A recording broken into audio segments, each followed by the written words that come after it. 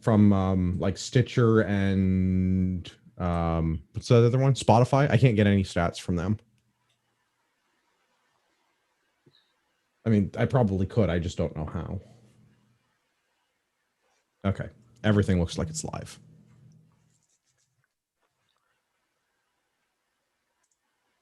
Hello to all you patriots out there in podcast land, and welcome to episode 287 of Canadian Patriot Podcast, the number one barbecuing podcast in Canada.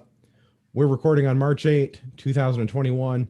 As always, I'll be your host. My name is Andrew. Joining me tonight, we have Gavin, Ian, and a very special guest. Adam Skelly. Adamson Barbecue. Awesome. We'd love to hear your feedback about the show. Please visit CanadianPatriotPodcast.com/feedback or email us feedback@CanadianPatriotPodcast.com. Feel free to send us your favorite barbecue recipes. Show's available on iTunes and Stitcher. Well, we need your help to support Canadian Patriot Podcast. Visit patreon.com/CPP and become a Patreon. You can get a better quality version of the show for just $1 per episode. Show you're not communist. Buy a CPP t-shirt for just $19.99 plus shipping and theft. Visit PatriotPodcast.com homepage and follow the link on the right. All right, housekeeping's out of the way. Adam is obviously here. This is Adam Skelly from Adamson's Barbecue. And which municipality are you actually in the GTA, so I don't screw this up? Etobicoke. Etobicoke. Okay. The shitty one. Oh wait, they're all. Well, that like doesn't narrow it down. It's like it's that side of Highway 6. I'm not going. Yeah. It's the only place I've ever seen where the K in the middle of the word is silent instead of the beginning of the word. Yeah, except when you watch the what was that Don't Fuck with Cats documentary, and they talk about it, and they call it Etobicoke. Well, No. I will admit when I first moved to Ontario a long time ago, it was Etobicoke. I couldn't figure out what to say, but anyway, wait for correct to be soon enough. Either way, yeah. Terrible to pronounce, but excellent food in the area. Exactly. So we're going to talk to Adam all about his barbecue and his business and what's going on in the world. But first, my favorite segment. What are we drinking? It's where I go around and I ask my co-conspirators what we're drinking. Go clockwise on my screen. We'll start with Ian. Ian, what are you drinking? Well, I actually had a listener give me some alcohol. So one of the listeners that listens to both podcasts sent me some Nira organic dark beer. And it's like a Guinness. It's actually pretty good. Okay. Yeah. Adam, are you having anything to drink? I am indeed. This is H2O from a trucked in special to a cistern. I think it's a 20,000 gallon cistern underneath this Airbnb that I'm renting in Bragg Creek in Alberta. And it tastes like shit. Government juice living up to its name. Yeah, delicious.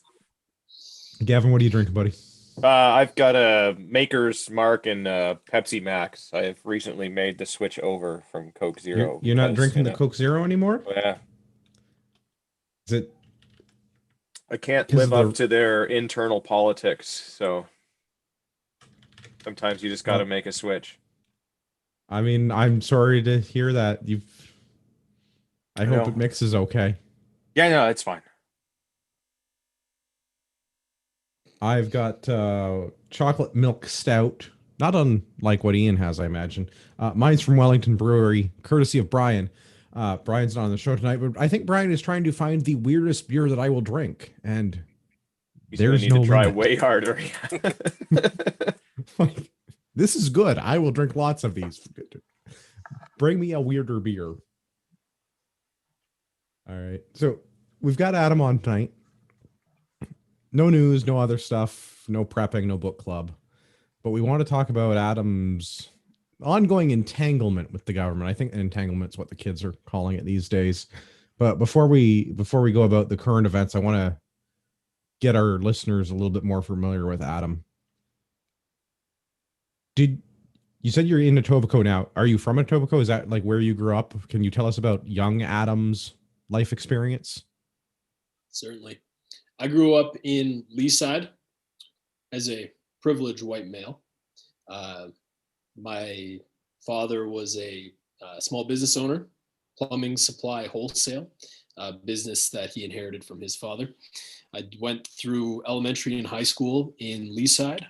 I moved out to Whistler for about 5 years, did ski bum life, came back to Toronto about 10 years ago, and I started a food truck, took a $500 investment over 3 years, grew that business. Me and my wife worked it. That was just us from 2013 to 2016. Did a good job at the entrepreneur life. Made enough money to open up a restaurant. Opened that in 2016. Wildly successful right out the gate. Considering we had no restaurant experience, it was pretty awesome. By 2019, we had 50 employees. Moving into 2020, I opened up my second location in January in Aurora. Wildly successful right out the gate again, profitable in the first couple of weeks. So we put our deposit down for our biggest location yet right before the pandemic hit. And we put down a $50,000 deposit.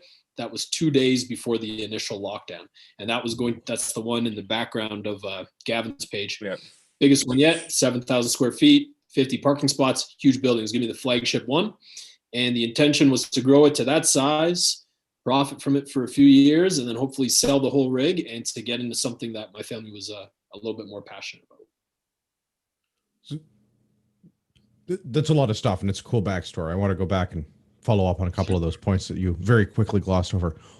Why a food truck? What, like, I'm going to give up snowboarding, skiing, instructing, and I'm going to work a deep fryer on wheels. Yeah, well, I had a wonderful time in Whistler. Really, it's excellent time. I met my wife, Allison, when I was back visiting in Toronto. She flew out to Whistler, spent some time with me there over a summer. And then I promised that because she made the trip out there, that I would go back to Toronto for a few months as well. So when I got back to Toronto, we hit it off really well. We were living together, pretty committed. So I decided to stick around in Toronto. And I was working for my father for a short time at his plumbing business, but it wasn't the right fit for me. And I had picked up this hobby in my backyard, smoking meats. So I did a couple briskets and pork shoulders, and I was enjoying that. It was like, the guy thing, smoking up the meat. It gave me the whole day. She wanted to go and do errands or whatever, be like, nope, I got to check the smoker every 20 minutes. I got to hang out here. So it gave me a good excuse to hang out in the backyard, drink some beers, just kind of hang out all day outside. That was nice. I know a few people that have smokers for that reason, I think. Yeah, it's half the meat and the smoke and the smell, and half just, I can't leave. I have to just be here. And it's a good reason to just hang out all day. It's nice. Gives you a good 12, 14-hour break, right? Yeah. Yeah. So, I was working for my father. I was cooking meat, and I did a little catering event at his work because they do these contractor lunches where normally they just do hot dogs and hamburgers. But I said, I'll try this one out. I'll do pulled pork sandwiches. And it went really well. I think we served about 80 people. Everybody loved the food. Obviously, like a nice pulled pork sandwich is better than a frozen hot dog or burger, right? And I looked at the costs on it, and I was like, shit, I think we fed everybody for the same price that we normally do the burgers and dogs from. It was like $3 a person. And being an entrepreneurial mind, I immediately went online and I looked at what the competitors were charging in the city. And guys were charging like $20 a head for this. And just in my mind, I'm just seeing dollar signs. This is perfect. So I set up a website. Yeah, easy. And it's work that I like doing, right? So I set up a website. I took pictures from like some of the best barbecue restaurants and claimed them as my own, kind of a copycat. And I said, hey, like, we'll cater your wedding. And sure enough, the calls started rolling in. So I get this couple who wants me to cater their wedding. And they're like, oh, we want to come to your catering kitchen and have a tasting. And I didn't have a catering kitchen. It was my backyard of my shitty rental house. So my cousin had a cafe in the west end of the city. And I talked to her and I said, hey, can I pretend that that's my catering kitchen that I use in the off hours? She's like, yeah, cool, come by. So we bring all the food over there. We bring this couple by. I pull it off like perfect. Like I've never even been in this building before, but I like do the whole thing. We give them their appetizers. We feed them their meat. They love it. They give me a deposit. And with that deposit, I put that down on an empty concession trailer down in Willacoochee, Georgia. It was like the cheapest place I could find. And it was a $500 deposit. And then every time I had a couple more bucks, I was just throwing it at it. And eventually I had enough to secure the truck and drove down with my buddy. And we picked the thing up and dragged it back. And this was like an empty trailer, nothing in it, plywood walls, and a smoker on the back of it. So over the first like year of catering, I think we sold like 60 grand. Every dollar went back in the thing. So it was like, okay, we had enough money to put the metal walls up. And then, okay, we got enough money to buy a sink. We got enough money to put a hood up on the wall and a fryer underneath. So we just kept on reinvesting in it every time we did a job and grew it into a pretty successful business. That is super cool. That is a super cool way to grow a business, because you're doing this on your own in what is like effectively your spare time, with no outlay of like capital. You're not taking on a loan. You've not got investors. You're not like sinking your life savings into this thing. You're self-financing almost. Yeah, it's almost self-financed as you're going. How did people find you to do this? Like, I mean, you put up the website, but like people are just like, yeah, I want this guy to come and cater my wedding. That sounds like a good time. The thing about the internet is you can make it look like anything you want. It's not like, oh, this is Adam cooking in his backyard, making like, you should have seen the way we fucking made the potato salad in these. I forgot about this. We got this like big IKEA plastic ice bucket, and we'd make these batches of potato salad, and I'd have like my Hilti drill, and I'd put on a concrete mixer, and we'd be like, like mixing up the potatoes. There's mayonnaise all over the walls. But they didn't have to know that, right? They just got to see the pictures that we put up. Yeah. We got to market in a certain way. I did some SEO work, so we were one of the top results. My prices were better than everybody else. And yeah, man, just had a go at it. I guess I could also say this is cool. The start of my, like, not the start, but the midpoint of like my anti-state behavior, because this food truck was not licensed. It didn't have the ESA and the hood certification and any of that. We just hacked the thing together. Like at the beginning, it didn't even have fridges in it. We just roll the stuff in coolers. So I never like, everybody's like, oh, how can you start a business? You need to have a license, you need to have the certification, you need to have the sticker on the wall and all this. Never. Just grassrooted the whole thing until they came looking for me, which they always did. They always came looking. So even in food truck with the trailer, like you were having a little bit of a go with the government, with like the local government over licensing and being up to code and that sort of thing. The first time that we set it up and actually started vending out of it from a location, they showed up and they're like, hey, where's your business license? And I would just play dumb. I probably shouldn't say all this. If the Crown prosecutor's watching, hi. This is all make-believe, yeah. Statute of limitations show. Yeah. This is gonna be a factum of all my anti-government behavior. Well, I wouldn't worry too much, Adam, because first of all, the government doesn't quite understand when somebody earns something. They're actually more used to like getting something for free or giving something for free. They just don't understand. You're talking gibberish to them. Well, yeah, I mean, without government, who would be there to ask for the fruits of your hard labor, right? I feel you. Yeah, they'd show up, hey, where's your license? And I'd say, oh, I don't have it. Tell me about this license that I need. They'd say, okay, you have 30 days to comply. And they would come back after 30. Hey, where's your compliance? Oh, I'm working on it, right? But without doing that, how I would have never made it to this point. I would have never had a business that collected, $300K a year in payroll tax. Well, maybe that's a little much. $150K a year in payroll tax, $300K a year in HST collection, $50,000 a year in corporate taxes. Like, we would have never got to that point had I needed to be super compliant right from the start. They make it impossible for you. Like, without $150,000 right off the bat, I wouldn't have been able to do it to compliance. And that traps people who want to engage in some type of entrepreneurial activity. They go, well, I got to comply with all these regulations, and it just turns them off of it right off the bat because they make it impossible. Like the barrier to entry.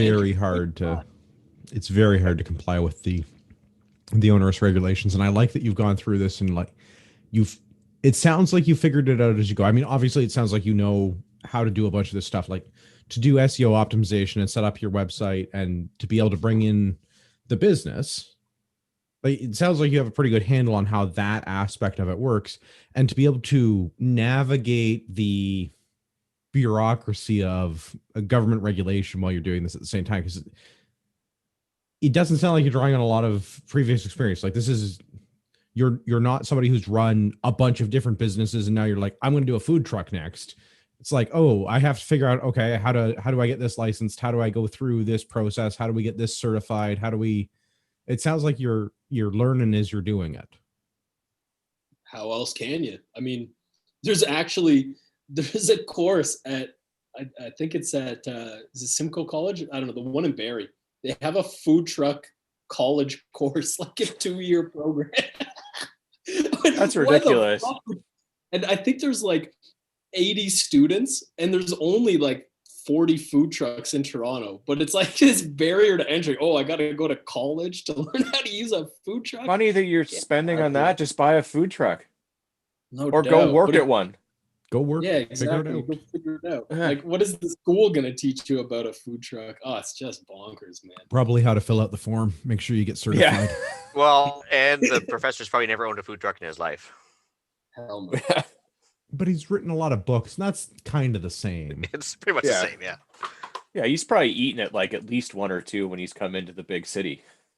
Yeah. Sorry. So when did you say that you got into the brick and mortar, the first restaurant? That was 2019, you said? 2016 was the first 16. one.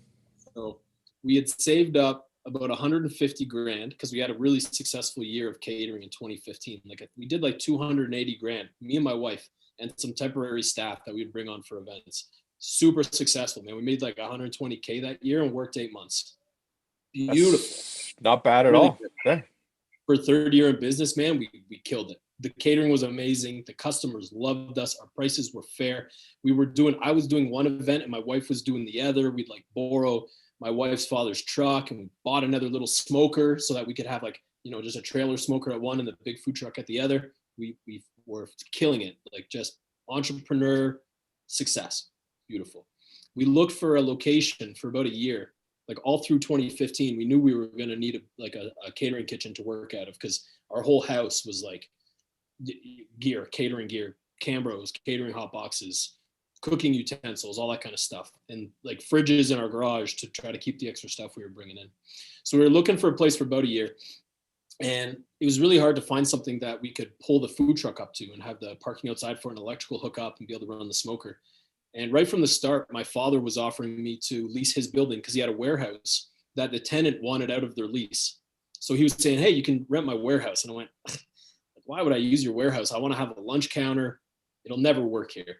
So I spent about a year looking around and couldn't find anything appropriate that was, close enough to my house and we could fit the trailer at. And then I booked this job. I have Rogers, their head office for their call center, wanted me to do a catering for them for, I think it was 1,400 people. And the biggest job I had ever done before was like 150. But I don't say no to any work. Like, I'll take on any challenge, as big as it is. Biggest catering job, take on the government, whatever. I'll do it. I'll figure it out as I go. So I needed this big smoker, went down to Chicago to pick it up. I told my dad, fine, I'll rent your building, whatever. It was like my last hope. So I rent this warehouse in the middle of an industrial park. It was a really weird spot, but we get the smoker in. We got it in the 2 days before this catering event, and I needed to cook 60 briskets for it. We got it installed like 30 hours before this event, immediately trimming briskets, trimming, seasoning, get them on the pit, smoked them. It was like this massive panic to get it done, but we nailed it. We had like 15 temporary staff, 4 buffet stations, plus the food truck, plus a vegetarian station. We just killed it. It was incredible. It was like a $30,000 job. And that just launched us perfectly right into this new, brick and mortar venture. We built the lunch counter ourselves. Like, me and my wife, we just went on YouTube, how to do drywall, right? We built the frames for the bathrooms. We framed up the counter. Like, if you've been to my place, it's like a takeout counter. We framed it. My wife did all the drywall taping, like YouTube on one hand, how to do this, and the trowel in the other hand. It was really cool. You don't need to go to some college in Barrie. You can just use YouTube. Yeah. Why pay those? Yeah. Elitists all that money. I'm like running BX and hooking up to the electrical panel, learn how to do that. We got a used walk-in cooler. We were like driving around, getting everything on Kijiji, hacked it together. And the restaurant was sweet. Like it's one of the best rated restaurants in the city. The food was incredible. A lot of people wanted to work there. We had great opportunities for people. It really turned out awesome. It's like when you find something that you're really passionate about, you can figure it out, man. And anybody can make a go at anything, really, is if you just put your mind to it. Right on. Yeah. So you had your first location, you got your second location, and then we got coronavirus. Indeed. The pandemic. So walk me through the lead up to the pandemic. Like this time a year ago, things are starting to shut down. We get into our first lockdown. Businesses are getting closed. We can't be having restaurants. How did that impact your operations? Well, I have a powerlifting coach. He writes my programming for me. And he was wise to this right from the start. I don't know how he knew, but his feed was all the alternate information, counter narrative, right? So from January, I'm like, even when this virus is still in China, I'm like getting the other side of it. Like, this is bullshit. The people aren't really dropping like flies. Here's the political motivations. So right from the very start, I was getting both sides of the story. So I remember having Christmas dinner with my wife's family, and her brother's like he's a great guy. He is a tech wizard, really smart programmer, but he was getting his information from Reddit, and he's like, this is a serious pandemic, guys. It's coming here. It's going to hit. It's going to be brutal. And I'm like, nah, man, that's fucking bullshit. It's such a hoax. It's a scam. And then watching it play out, they're like, oh, it's coming here. And I'm just not worried about it, right? Because I'm like, this is bogus. It's not true. We signed the lease on the place, put down a $40,000 deposit or $45,000 deposit. And then 2 days later, it's like locked down the city. And at my place in Leaside, we did a quick pivot to a home delivery model. And it was really successful because this was right at the start and it was kind of novel, right? Like, oh, there's a pandemic. We're all going to stay home. 2 weeks to flatten the curve. All right, let's get some delivery and not leave the house. Like, it was kind of this, it was kind of fun for people at the beginning. Like, oh yeah, great. Let's do the right thing. So we had our busiest week of sales ever. Home delivery, killed it. We're doing hundreds of orders. Had to buy another truck. Had to hire delivery drivers, and we were sending them all out. And then one day this was stupid. This was in April. I get high as I normally do before bed, smoke a big joint. And I'm like, I see something I get directed to a link on Twitter, and I look at it and I'm like, oh, I don't have a Twitter account. So whatever, Adamson Barbecue, I make a Twitter account. And somebody's going, oh, this disease is so bad. It has a 3% fatality rate. And I write back, oh, not really. Look at this study out of Berkeley. It says it's an antibody test, and it showed that 10% of the population already had that. So if you average that out to the whole population, it's really like a 0.03% fatality rate. And they said, no, it's not. Yeah. Look, they gave me their reason. It's just a rounding error. It's fine. Yeah. Yeah. Somebody said, no, it's really 3% fatality rate. And I said, oh, you're a brain dead bootlicking retard. And it was like, and I put the phone down and I woke up in the morning. I was like, fuck. 1,000 notifications, emails, all the cancel culture people jumped all over it. Jen Egg, who's a super left-wing restaurant owner in Toronto, really popular, SJW type. She blasted me. I've got death threats and holy shit, everybody hates me. It was pretty wild. I got full canceled at the beginning of all of this because it was too early for that opinion. And plus, you can't say the R word on Twitter, and I did. So is that a banned word now? I'm not allowed on Twitter anymore, so I'm not sure what the current rules are. Andrew and I have been kicked off of most social media platforms. Yeah, it's probably as bad as the N word. I think probably worse. Yeah, can't say the R word. So that was hectic. 3 or 4 days of just my phone was bing, bing, bing, bing, bing, bing. People are calling me. Oh my God, dude, everybody's talking about you. These things were having 1 million retweets and full cancel mob all over me. That was intense. And that was immediately from that day, half the sales just dropped right off. Wow. Yeah. that was pretty wild. So that was my start to the whole pandemic. Not only did we get hit with not having people be able to dine in the restaurants and lose, like, you have 2 restaurants with like 80 to 100 seats in each one, and you can't have anybody sit inside anymore. And then the cancel mob is like brutal. That is a rough go. And you're in sort of the asshole of Ontario, being in Toronto or the GTA area. So like, if you're going to be in a cancel culture area, that's the place where people are going to do it, right? Like, that would, if you're out where I live in Perth County, where it's like there's like 6 restaurants, it doesn't matter if you get canceled or not, because there's only 6. But like, if you're in the GTA and there's hundreds of options, like that has a real impact. Mm-hmm. Well, and you're also outnumbered like 200 to 1 versus more of a 1 to 1 in other places, right? Because the cancel culture is strong there versus like where Andrew lives. Obviously, it's a lot weaker too. So a lot less social justice warriors outside. Yeah, of it's just GTA. it's funny though how like you look at guys like, oh, I can't think of his name. I think it's Michael that runs Antler, that had all those protesters, and like he basically give them the finger and like fuck you, I'm gonna hack up a deer in my front counter. And he's been sold out like every night that he's been able to be open. But then basically you kind of have your similar moment and you're just like, this is fucking retarded. Like, but then they do the exact opposite and everybody like bails on you. And it's just like, it's just interesting to see how that works in, a relatively close geographic area, how sometimes they rally behind you and then other times they're just like, nah, fuck this, we're out of here.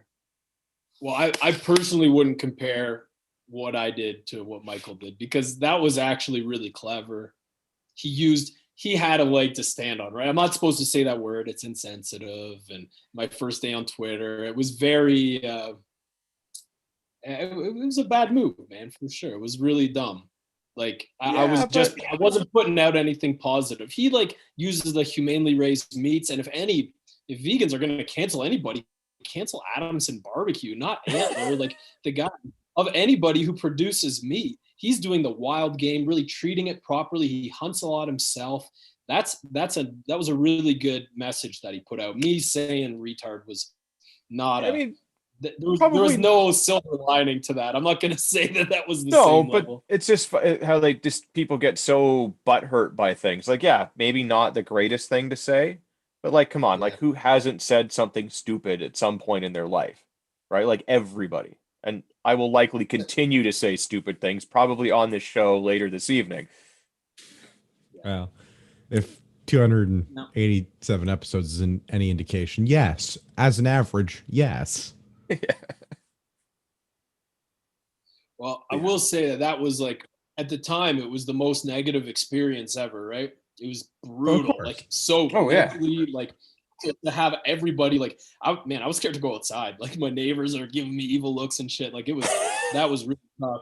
I was like, I felt like really vulnerable. That was really hard. No, of course, because and I have like all my staff are super liberal because they're young people, most of them, right? And I went in and I remember one day they were like, we need to have a staff meeting. And I went in and I was sitting on one side of the restaurant and like 40 of them were on the other side just glaring at me like, this asshole. And that's holy shit. I had to like explain myself in front of everybody and apologize. Yeah, this jerk that gave us jobs and pays payroll taxes, and yeah, what a real jerk, saying insensitive things on the internet.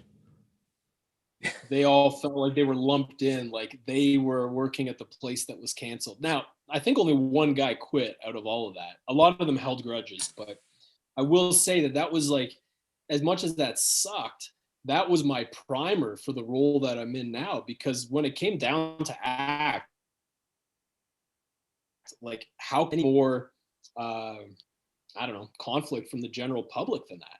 It actually, when people came at me for opening and protest, I was laughing. I didn't even care. I'd felt the wrath of Twitter and Reddit before, to like where I was looking at it at the beginning when I was canceled and been like really hurt by the things everybody was saying.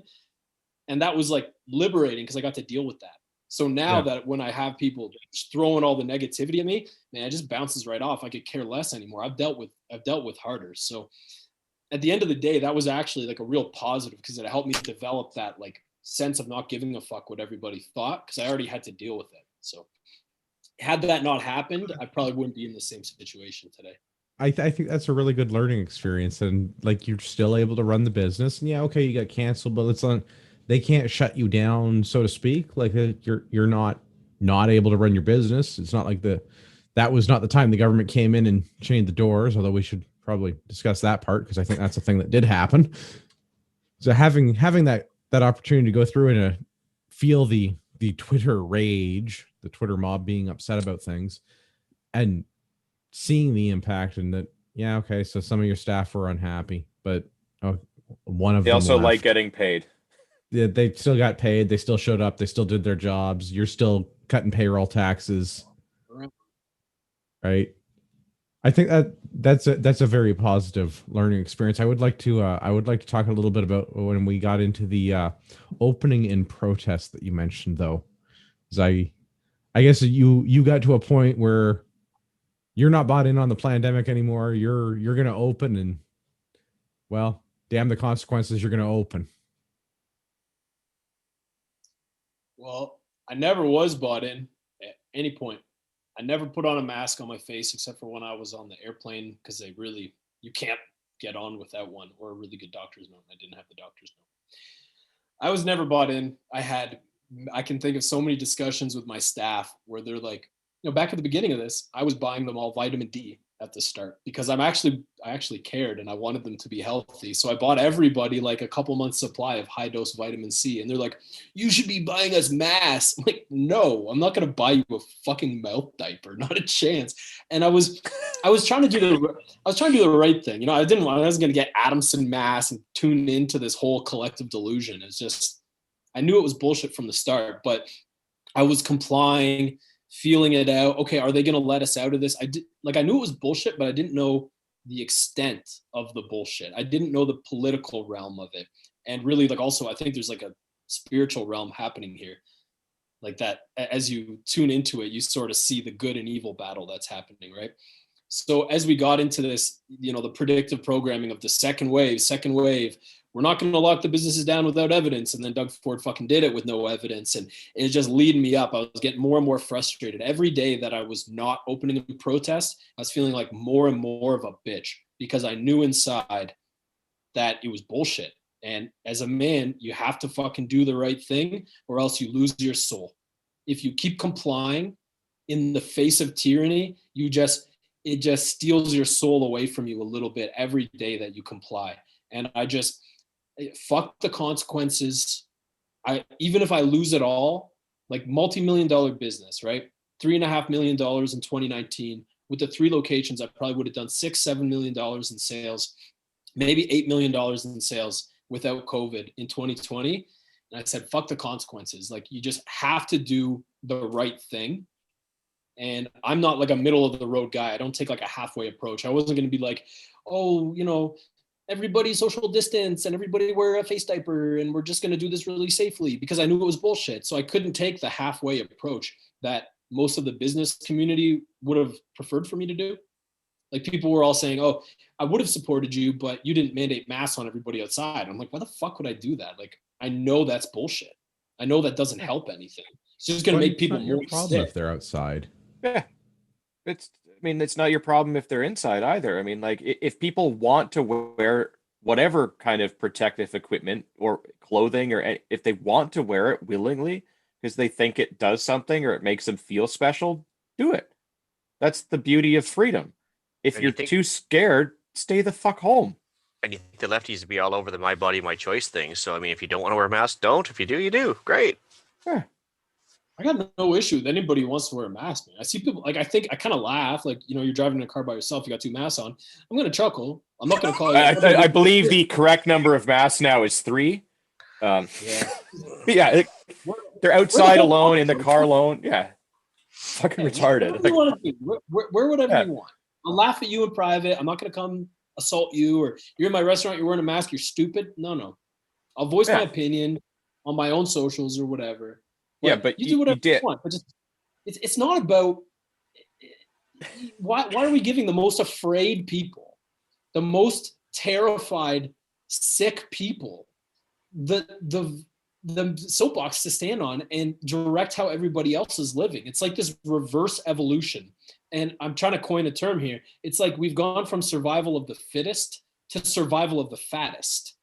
We've turned the whole thing on its head. It's like backwards land. It's like it's reverse evolution happening right now. It's very, and it's encouraged. It's very well, I would say that's probably because we live in a democracy, air quotes for those listening, where like you don't actually have a true majority. Like 1/3 of the population voted for Trudeau, and he's the guy running the show.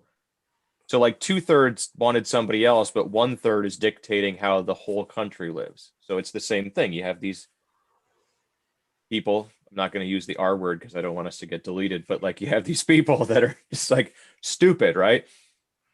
But somehow they're the loudest ones out there. So now we all have to do what this small percentage of the population wants because they're too dumb or too scared or whatever that they can't figure it out or can't realize that like maybe your personal freedom is more important than certain things. This whole narrative has been painted about people who care about freedoms. Like it's like a meme, like a dumb American meme, you know, like my freedoms and my beer and my guns. It's like turned into it's been bastardized.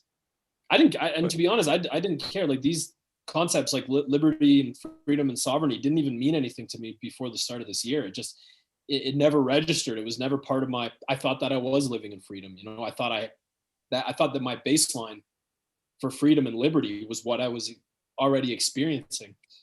And I mean, to be fair, you were operating a business without a license, so that's probably freer than most of the population right there. That's true. But yeah, still not free by any means in the grand picture. Yeah. And until it gets stripped away to a meaningful place, like to where it actually, like most people don't care. They say, what's the big deal? Just put it's just a piece of cloth, just wear it. But when it's like, oh, my business is getting shredded, like I'm down 60, 70%, I had to lay off 20 people. That's when you're like, no, like I have to look into this. This hurts. Something's being stripped away. But most people just haven't really felt that. They've actually felt empowered. Like for the first time, they finally have a virtue. Like they've been looking for their whole life. Like I really care about people, and now I can prove it. Well, that's because they've turned fear into a virtue, though. Well, look at how hard I can stay home and save lives. Yeah, it's the same when they had the little like safety pin on their coat to say that you're going to protect bullies. Like, how many of those people have actually got in a fist fight protecting somebody from somebody else? Enough. None of them. Not nearly enough. I don't wear the safety pin on my coat, but like I've gotten physically involved in public, not sexually, but like to help people that were getting the shit kicked out of them. I didn't know them, but like I knew that this wasn't right. Like I don't wear a stupid thing. I'd rather go and do the thing that needs to get done and be the better person for it than just like virtue signal like, oh, look at me. I'm willing to help the people, but then don't actually help the people when the time comes. And it's the same thing. Like I mean, as someone that also runs a business, like fortunately we were dubbed essential. And like during the beginning of this whole nonsense, you know, we kind of voluntarily shut everything down because I wasn't really sure whether this was like a real thing or not a real thing. And like I was trying to do the right thing for my employees. But like the longer this goes on and the more we learned and realize that this is not anywhere near as dangerous as people think that it is, it's like, this is ridiculous. Now you're trying to hamper me from putting food on my employees' table, not just my table, but everyone that works for me, because government doesn't make jobs. Business owners are the ones that make jobs. And government hasn't taken a pay cut either. No. Taking a hell of a lot of days off, though. Just a blessing and a curse. Yeah, well, the government that governs least governs best. Yeah. We could figure out how to govern not at all. What was the reaction from those agents of the state when you had your grand reopening and protest there? Well, the first day was bylaw and police. And at this point, I didn't know my rights. I didn't know the charter. I didn't know who I was as a man and where I stood in the legal system. So I accepted their implied authority and I allowed them into my place.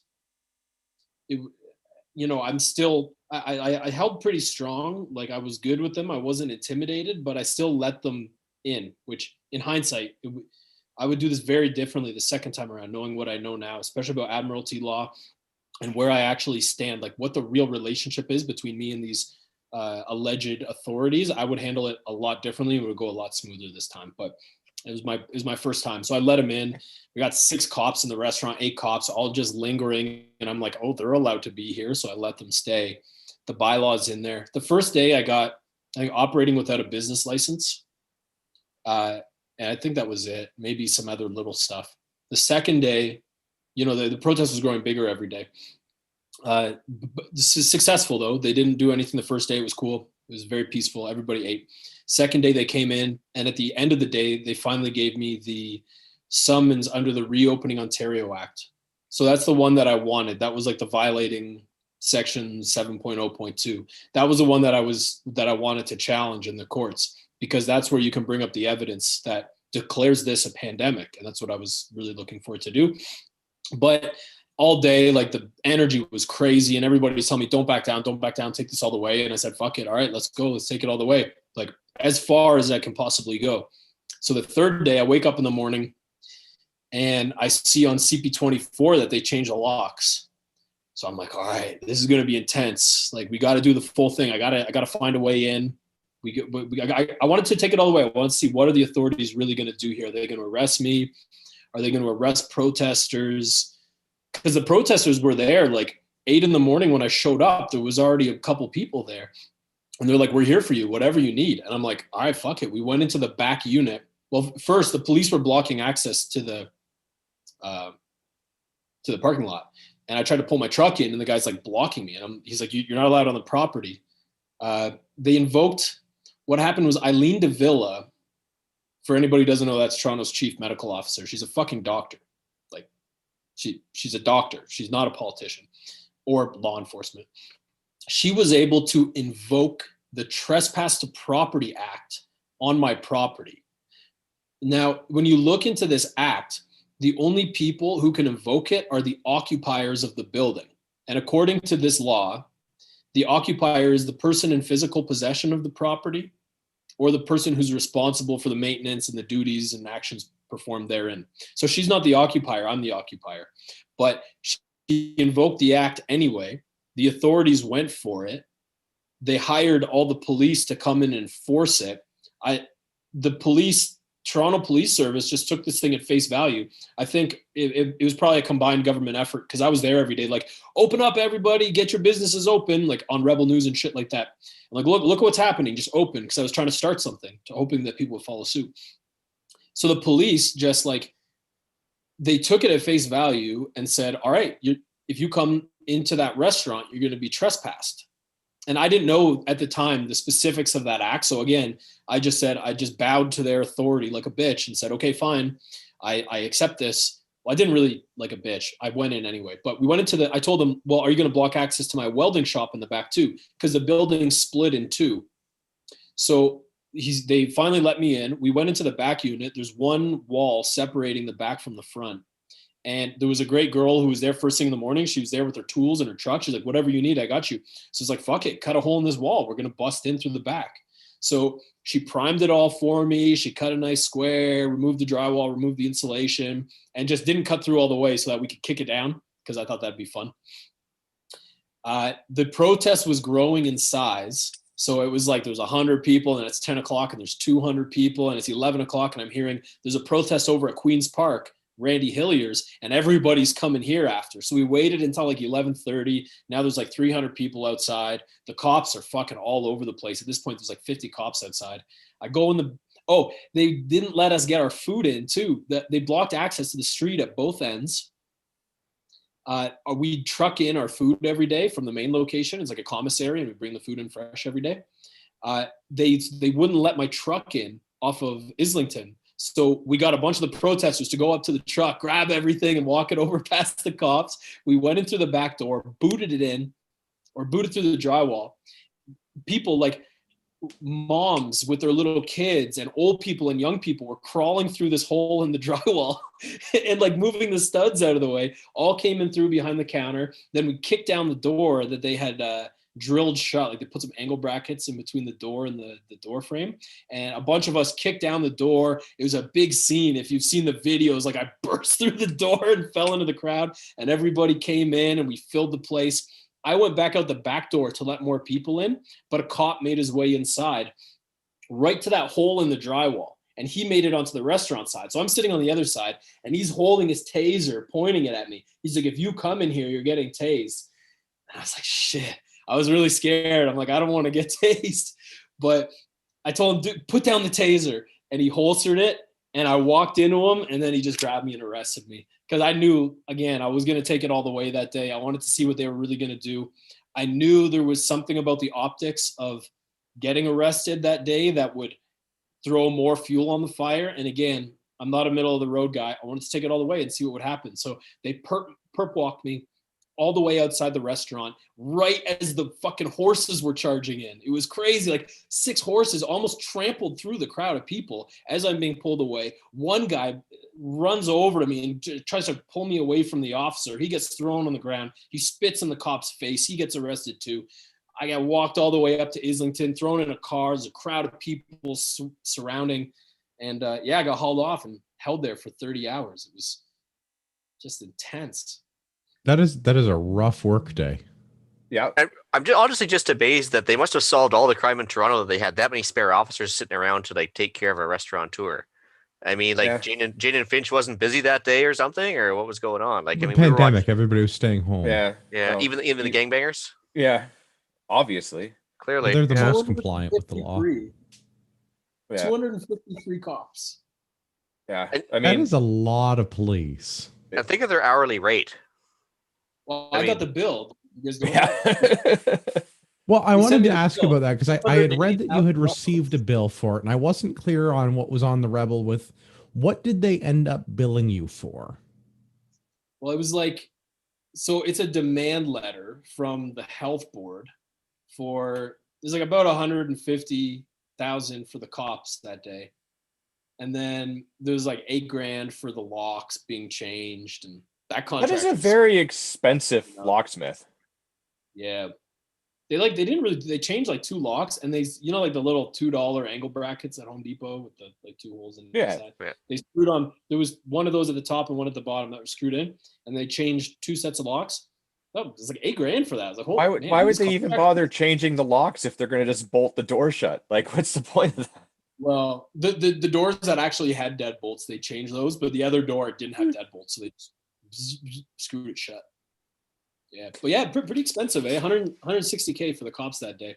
And they sent me the demand letter, and this was like mid-December. They said, if you don't pay by the end of the month, we're going to come at you with a court order for it by December 31st. And maybe they thought because I had the GoFundMe, I would just pay.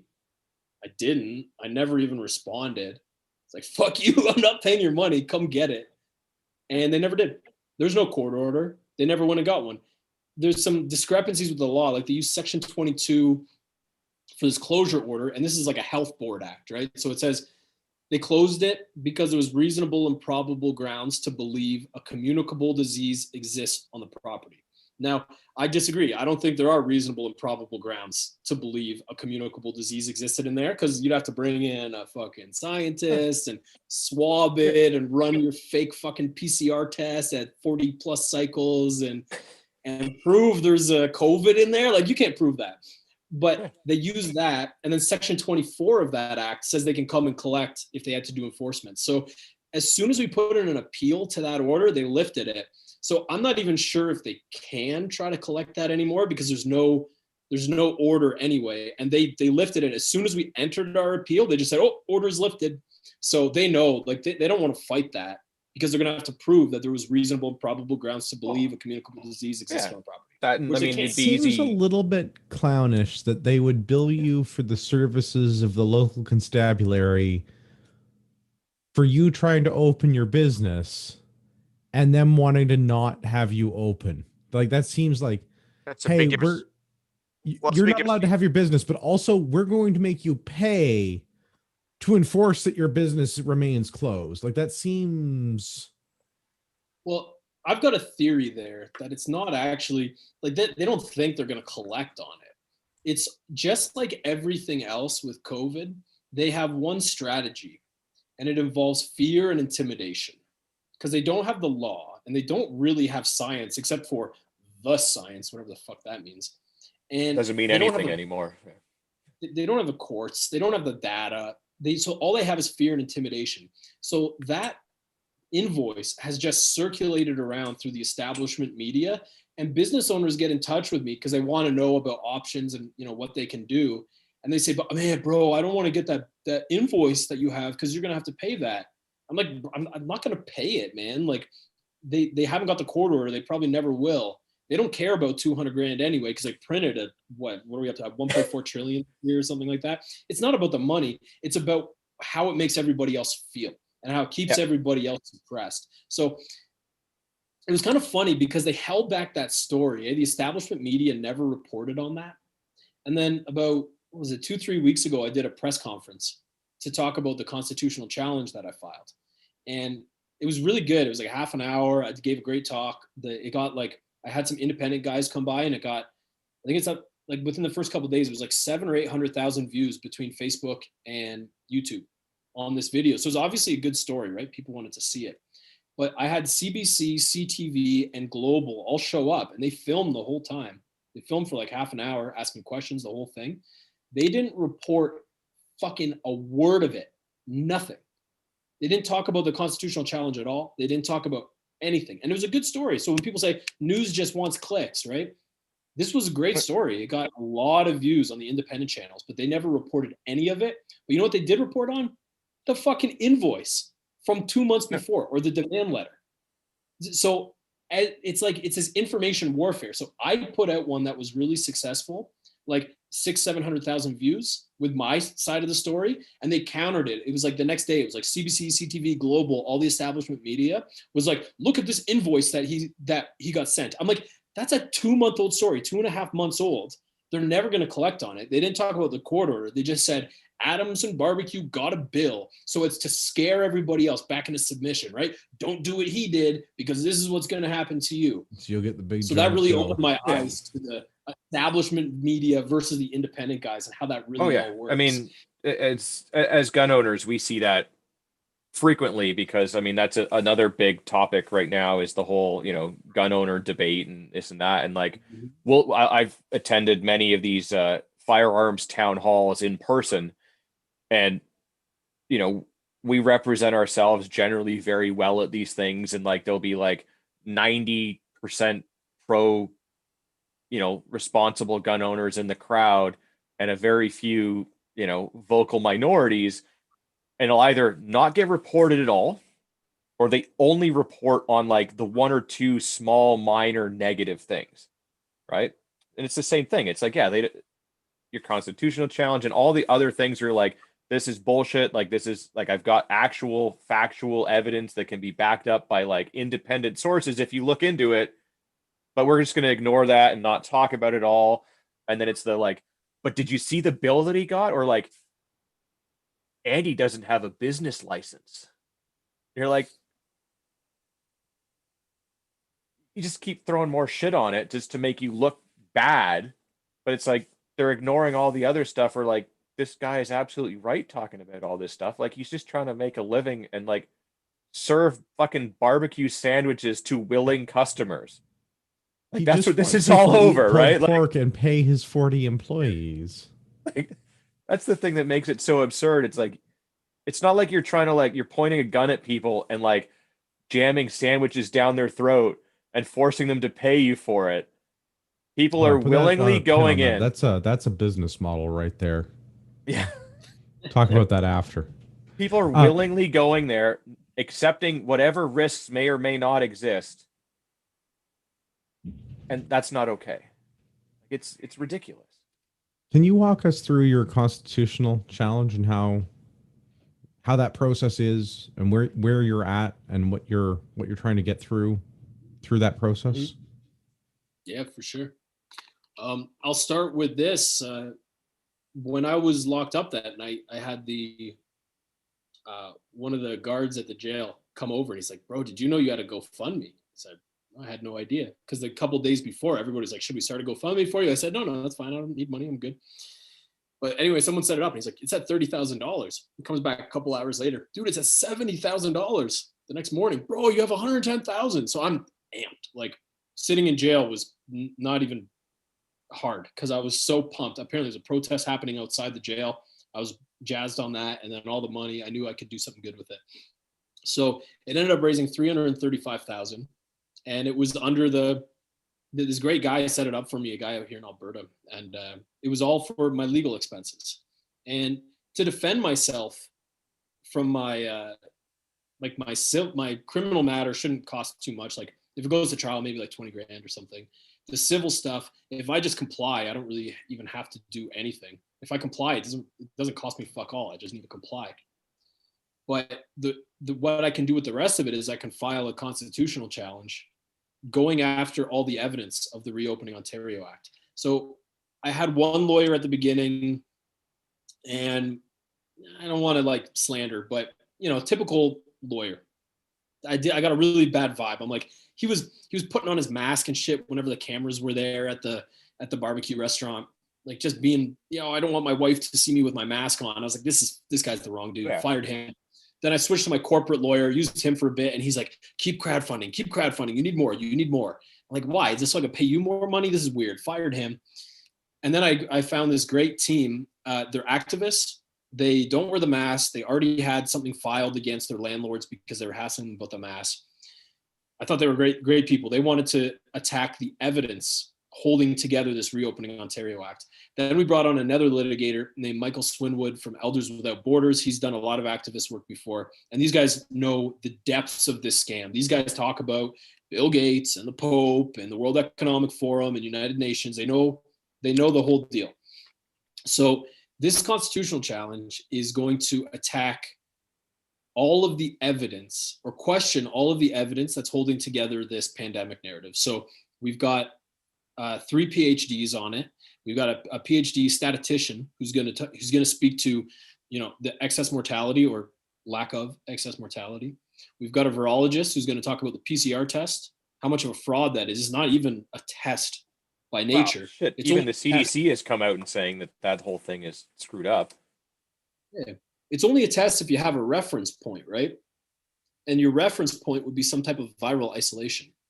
That's an interesting road to look up, the actual viral isolation or isolation of viruses in general. I don't want to get too much into that because, again, the Crown prosecutor's probably watching. Hey, man. Yeah. Don't show your hand, right? Oh, but don't worry. I can say stuff too. Is the fact is that even the inventor of the PCR test said that, beyond, I think it was 15 replications, it's useless. You can find anything you want. So. Yeah, but I mean, they needed a way to show that the numbers are going down after Biden got elected, so it's fine. Yeah, they drop the cycle threshold and Biden saved the day, and they can fucking toy with us. Just raise and lower that cycle threshold by 5 points. Like you can fuck with people forever as long as they're not onto the scam. Yeah. So and then we got a statistician, epidemiology. We've got a former chief medical officer of health from one of our great provinces, which is really exciting. And then we have a federal public health expert as well. And all these guys are going to be testifying to the errors with the PCR testing, whether or not this virus has ever even been isolated and purified by traditional methods of centrifuge, not like computer modeling, like what was done with the original reference that we have. That thing was actually, they took 11 RNA pairs from a presumed positive case, and it was presumed positive because it had the same symptoms as COVID, but the same symptoms of COVID, that matches a lot of other illnesses. Yeah. So they have 11 of these RNA pairs. They ramp them up, and a normal viral genome apparently has like 30 to 50,000 RNA pairs. So they take 11 RNA pairs, they ramp them up with a PCR to like 30 cycles. Now they've got like 10% of the viral genome, and then they sequence the rest of the genome using information that they already had about existing coronaviruses. So how is SARS-CoV-2 a novel virus? There's no evidence to support that at all. So we're gonna challenge all of that with all of our experts. We're looking at other successful cases that have happened around the world, like in New Jersey, Portugal, and a few other countries. And if this legal challenge is successful, Oh, so we challenge all the evidence, but then we're also going after the charter, section 2, section 7, section 9, section 11, section 15. And then we're also questioning whether the provinces actually have legal authority to invoke these type of emergency measures, because they don't. What they're actually supposed to do is go to the legislature and invoke the Federal Emergencies Act. But that would have required internal debate in the legislature. So some people might not know this. Basically, the World Health Organization came out and said, there is a pandemic. Our federal government did no research. They passed it to the provincial governments, who then invoked their own emergency acts, like the provincial governments that were already in power. So they went right around the legislature, because if they had brought it to the legislature, there would have been debate and that wouldn't have worked. So they skipped the legislature entirely, went to the provincial level and invoked these emergency measures, which is really not the way it's supposed to work at all in this country. We took the guidance of some foreign entity like the World Health Organization and just took it at face value. So none of that should have happened. I think we've talked about this on a previous episode where like we just sort of, pieced it together that the federal government didn't want to enact the Emergencies Act because it would be unpopular. So Trudeau and the rest of the Liberals were like, let's just pass that off to the provinces and that's their thing. And then I didn't cause the state of emergencies thing. The provinces did it. So if there's any backlash, it's not on me, it's on them. Which, and is a brilliant strategy for him, but also, they can't really do that. But here we are. That's what they've done. Something I wonder about is if we get these provincial orders thrown out, are they just going to go federal? Like, is that the next play? Is that the next chess move? Like, if we get the ROA tossed, are they just going to go, okay, we're enacting it federally, and then we have to go against another whole process? I don't know. We'll see. I could see that being an option. Sorry, you ran through those quickly, but you said sections 7, 9, something, and 15. Yeah, I'd have to pull it up. I think 2, 7, 9, 11, 15. So I feel like the strongest is 7. Seven's the strong one. Well, 7 makes sense. 7's the life, liberty, security clause. That one makes sense. 15 is the one that caught my attention when you said that, because that's the equal treatment clause. Yeah. So that's the big box versus independent retailers argument, which personally I don't find is that strong, because we haven't really. I don't know. There is some unfair treatment between big box and small stores, particularly not really for restaurants though, because people say, look, Costco's open, they're selling hot dogs, but Adamson Barbecue isn't. That's not really true. Costco can do takeout hot dogs. Their tables are all closed. People still ram the hot dogs down their throat in there, but I don't really love that argument. But there's definitely an argument for independent retail, where for a while your toy store was shut down, but they were selling toys at Walmart. And your clothing store was shut down, but they were selling clothes at Target.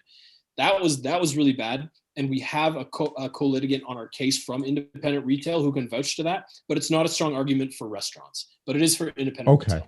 That was the one where I was like, well, that would like 2, and then everything in legal rights, section 7 through 14. That part all was like, okay, I'm with you. Makes sense. 15 was like, that's a neat one. What's that about? But okay, it's not really as applicable to your situation. It's the co-litigant. Yeah, exactly. Yeah, okay. And it's a quality of it's kind of a stretch in the writing of how it's written, but we're going after everything, right? Why not cast a wide net, right? Well, that's like when they arrested you, they threw a bunch of shit at the wall and were hoping that some of it stuck, right? Yeah, exactly. Charge them with everything. Like the cops don't need to do that. Yeah, send them the bill, but you throw all the shit at the wall. And then hope that 1 or 2 things stick, and then you get them on that. But if you don't charge them with it, then they get away. Yeah, exactly. Same strategy coming back at them. It's well said. Yeah, it's proven to work, right? I like that. Is there a way that we can ban the government from social media? Can we just ban the government? Well, it's baby steps, Ian. Baby steps. Yeah. Stay tuned for May 2nd, 2022 to see how we enact that plan. So as part of this, I understand when you got out of detention there on your initial entry into our criminal justice system, they one of the conditions for you getting out was that you weren't allowed to incite people on the internet. Is that how that was phrased? No, at the beginning it was I could not post or communicate on social media. I could not be within 200 meters of any of my restaurants. I could not violate the Reopening Ontario Act. So that's, they don't want me to go on social media because that fucking first video I did where I said I'm opening tomorrow, I think I got 700,000 views. It went really big. And then they didn't want me to incite any more of that online or say anything about the government. So I had a full social media ban. And then they didn't want me within 200 meters of my restaurants. It's bullshit and arbitrary. Like, you're just trying to make it hard for me to do business. So, and then there was the I can't violate the Reopening Ontario Act. So it's like, don't open and protest again. Or it was conduct any business in a manner that violates the Reopening Ontario Act. So I could still go no mask or, have a party with 50 people, just not with my businesses. Now, that eventually got varied. It took about 2 months, but it got in front of a judge. How that played out with the bail conditions, I was in there Thursday afternoon. Friday night, they say, you got your bail hearing, but it's a consent bail hearing, which means you either sign off on all conditions or you wait for a real bail hearing. And they were telling me it was going to be the next Thursday. So I did 30 hours. I was getting a little antsy by the end of it. In hindsight, I should have just stayed in and had a real bail hearing, because then I wouldn't have had a lot of that bullshit. But I had a trip to BC booked with my family. I had the flights and everything. It was on Wednesday. So I was like, fuck it. I just bailed out. Again, in hindsight, I shouldn't have. I should have stayed in because I wouldn't have had those conditions. But they eventually got varied anyway. So the judge lifted the social media ban. But now I just can't. I can post. And he said right in his ruling, I should be able to criticize the government, but they don't want me to incite or promote breaches of the law. So that's the main point. They don't want me. Theory is illegal anyways. Yeah, it's kind of duplicative, isn't it? I'm reasonably certain there are already rules in place, laws in place you shouldn't be going out and calling for, I don't know, violently overthrowing the government, because that's frowned upon, right? And here we are, 200 and how many episodes? Yeah. Yeah, I mean, they made it. Could happen if they had let it go a couple more days. It could have caught some momentum with other people. So that's why they came down with the boot. And really, I feel like that's absolutely a pretty big overreach on their part to have said that you're. And I know it got varied later, but I feel like that's a pretty big overreach for the consent bail judge to say, like, just no social media. You're just not allowed on the internet anymore. I would say that was calculated on their part, though, right? Like they knew that like if you'd fought that would have got pulled back. So they did it long enough to let things settle down, and then pulled it back voluntarily, so they didn't violate your rights to criticize the government, as is your right, for too long, so that you'd let that part maybe go, because there's bigger fish to fry, right? Like, you've got this whole other thing where it's like, whatever, like I couldn't post on the internet or whatever for a week or whatever it was, right? It's not worth it going after that when there's so much more. Yeah, I find it's this big game of like push and pull. Like we're there pushing and I'm pushing back. But the thing that I don't think they realize is that with these actions, at least on a guy like me, like with other people, maybe it doesn't work the same way. But when you push me like this, it radicalizes me, right? I wasn't like this at the beginning. And honestly, before this, I wasn't on social media on my business account saying stuff. I wasn't really on there much criticizing the government and talking about other statistics. But the day they pulled that bail condition back, I've just been nonstop at it, like constantly every day on Instagram, hammering. And I get every day about 50 to 100 new people engaging with me, because you can see it's in like the message request, right? Every day, 50 to 100 new people reaching out and being like, hey, I co-signed that message. Hey, that's cool. I like that. I wouldn't have done that before. With all the pressure that they apply, it radicalizes me more and more and more and more and more. And with every experience that I have in the legal system where they're trampling over my rights, I'm like, I want to fucking expose you pricks. It's like they don't really realize what they're getting into. if they had to just let this thing go, I think they'd almost be in a better position. I wouldn't have had, if they had arrested me that day, I wouldn't have had the big GoFundMe. I wouldn't have had the ability to challenge them in the legal realm. And I certainly wouldn't have the mindset that I have today. That's like, it's getting more and more anti-establishment, like every single day, but they're creating this. So yeah, that's a big step from 45 minutes ago when we talked about like cancel culture and the Twitter mob. This is really the inverse of that now. That is a big push to go through in a very short period of time. It's that meme where you have like the NPC and then like the Chad, and he's like, "Who radicalized you?" And they're hugging, and it's like, "You did." Right? Like that's exactly what that is, right? The difference is in this case is the NPC is like the officer for medical health, or possibly Trudeau. Yeah, same difference. These two photos are the same. Yeah. It's a different meme. Yeah, like there's no difference. It's a bunch of people pushing the same narrative that I'm super excited that you're on our side, and I'm very excited that you're taking these people to task, because this has been one of my big complaints about the way that our country operates, the way that our government is, for longer than we've been doing the podcast, is that the government operates with this level of impunity that they have armed people who will come and enforce violence against you to get you to comply with whatever their nonsense law or ruling is on something, whether it's within the bounds of the legal system or not. Then they'll send you the bill for it. And your only recourse is to continue to pay taxes. And if you want to fight them, your tax dollars fund the salary of the people that you're paying to take to court. Yeah, you're paying for both sides of your lawsuit, right? Like your taxes are paying for them to fight you, and you're paying your own lawyers to fight them. And even if you win, you lose because you're out money, one way or the other.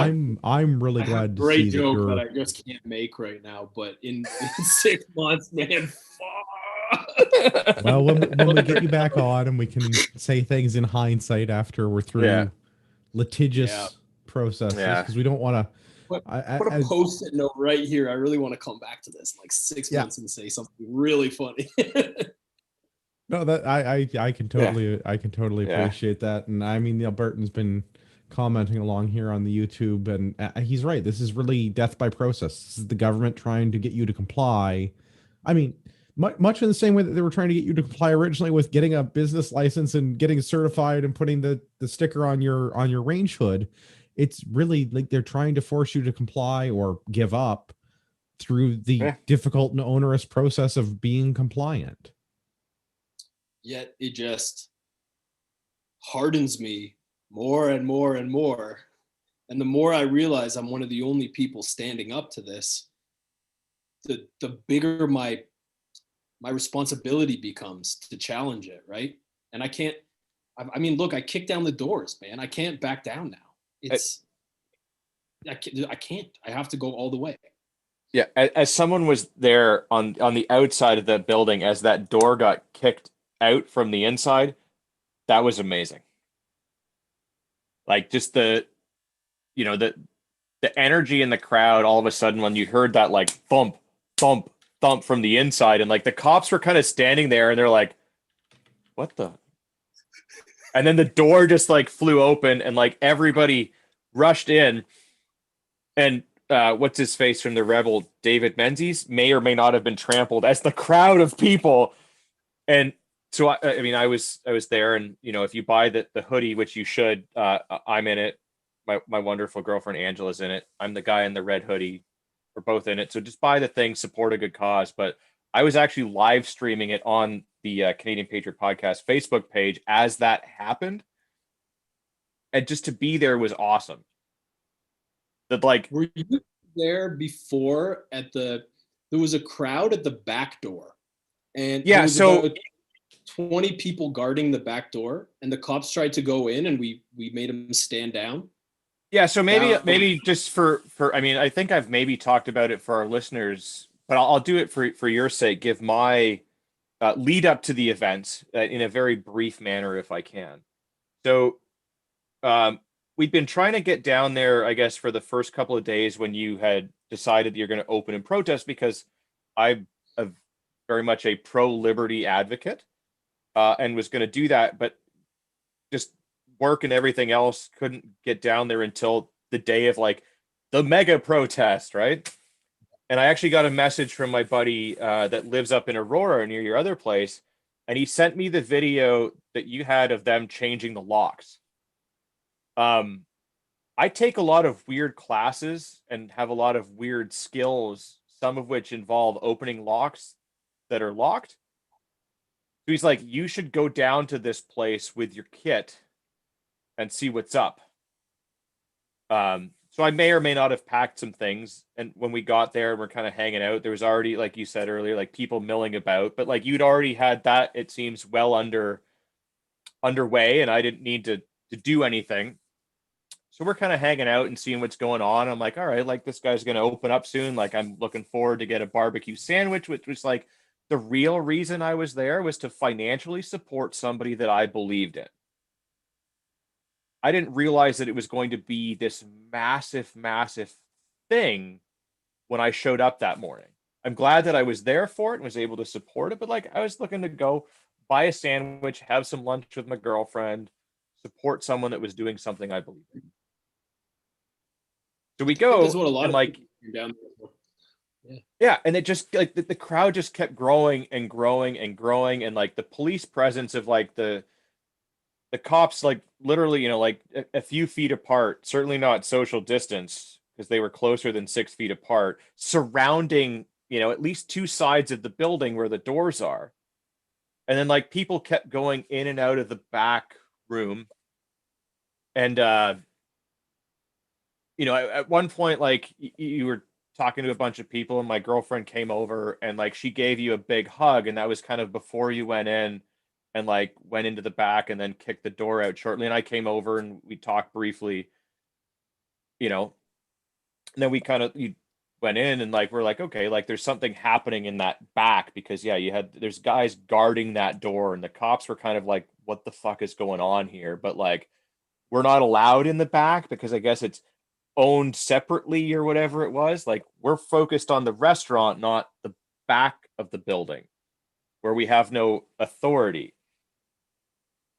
And then yeah, like just seeing that door get kicked out and then like the crowd of people rushing in was absolutely amazing. But then maybe a minute and a half later is when like all of those cops on horseback like just charged in. So they must have had them just like sitting there waiting for something.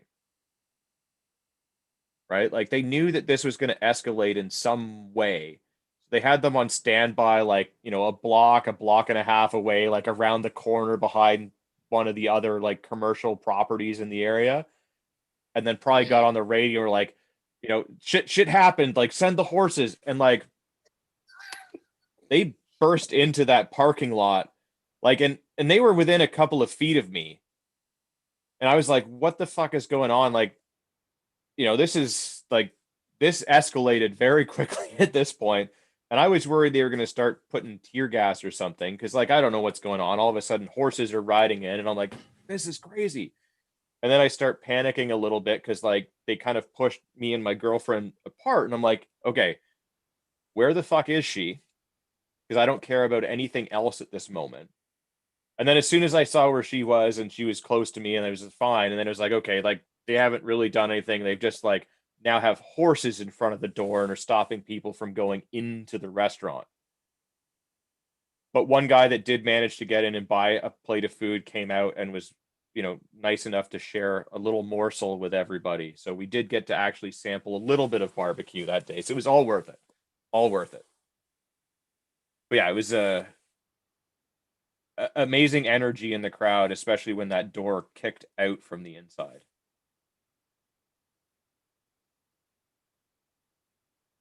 I feel like Gavin may have frozen you. It happens. Oh, are we unfrozen? Nope. Maybe. Oh, there we go. There he is. So I'm out in the boons. I got a bad reception. No. That's okay. Gavin will have that effect on people. Yeah.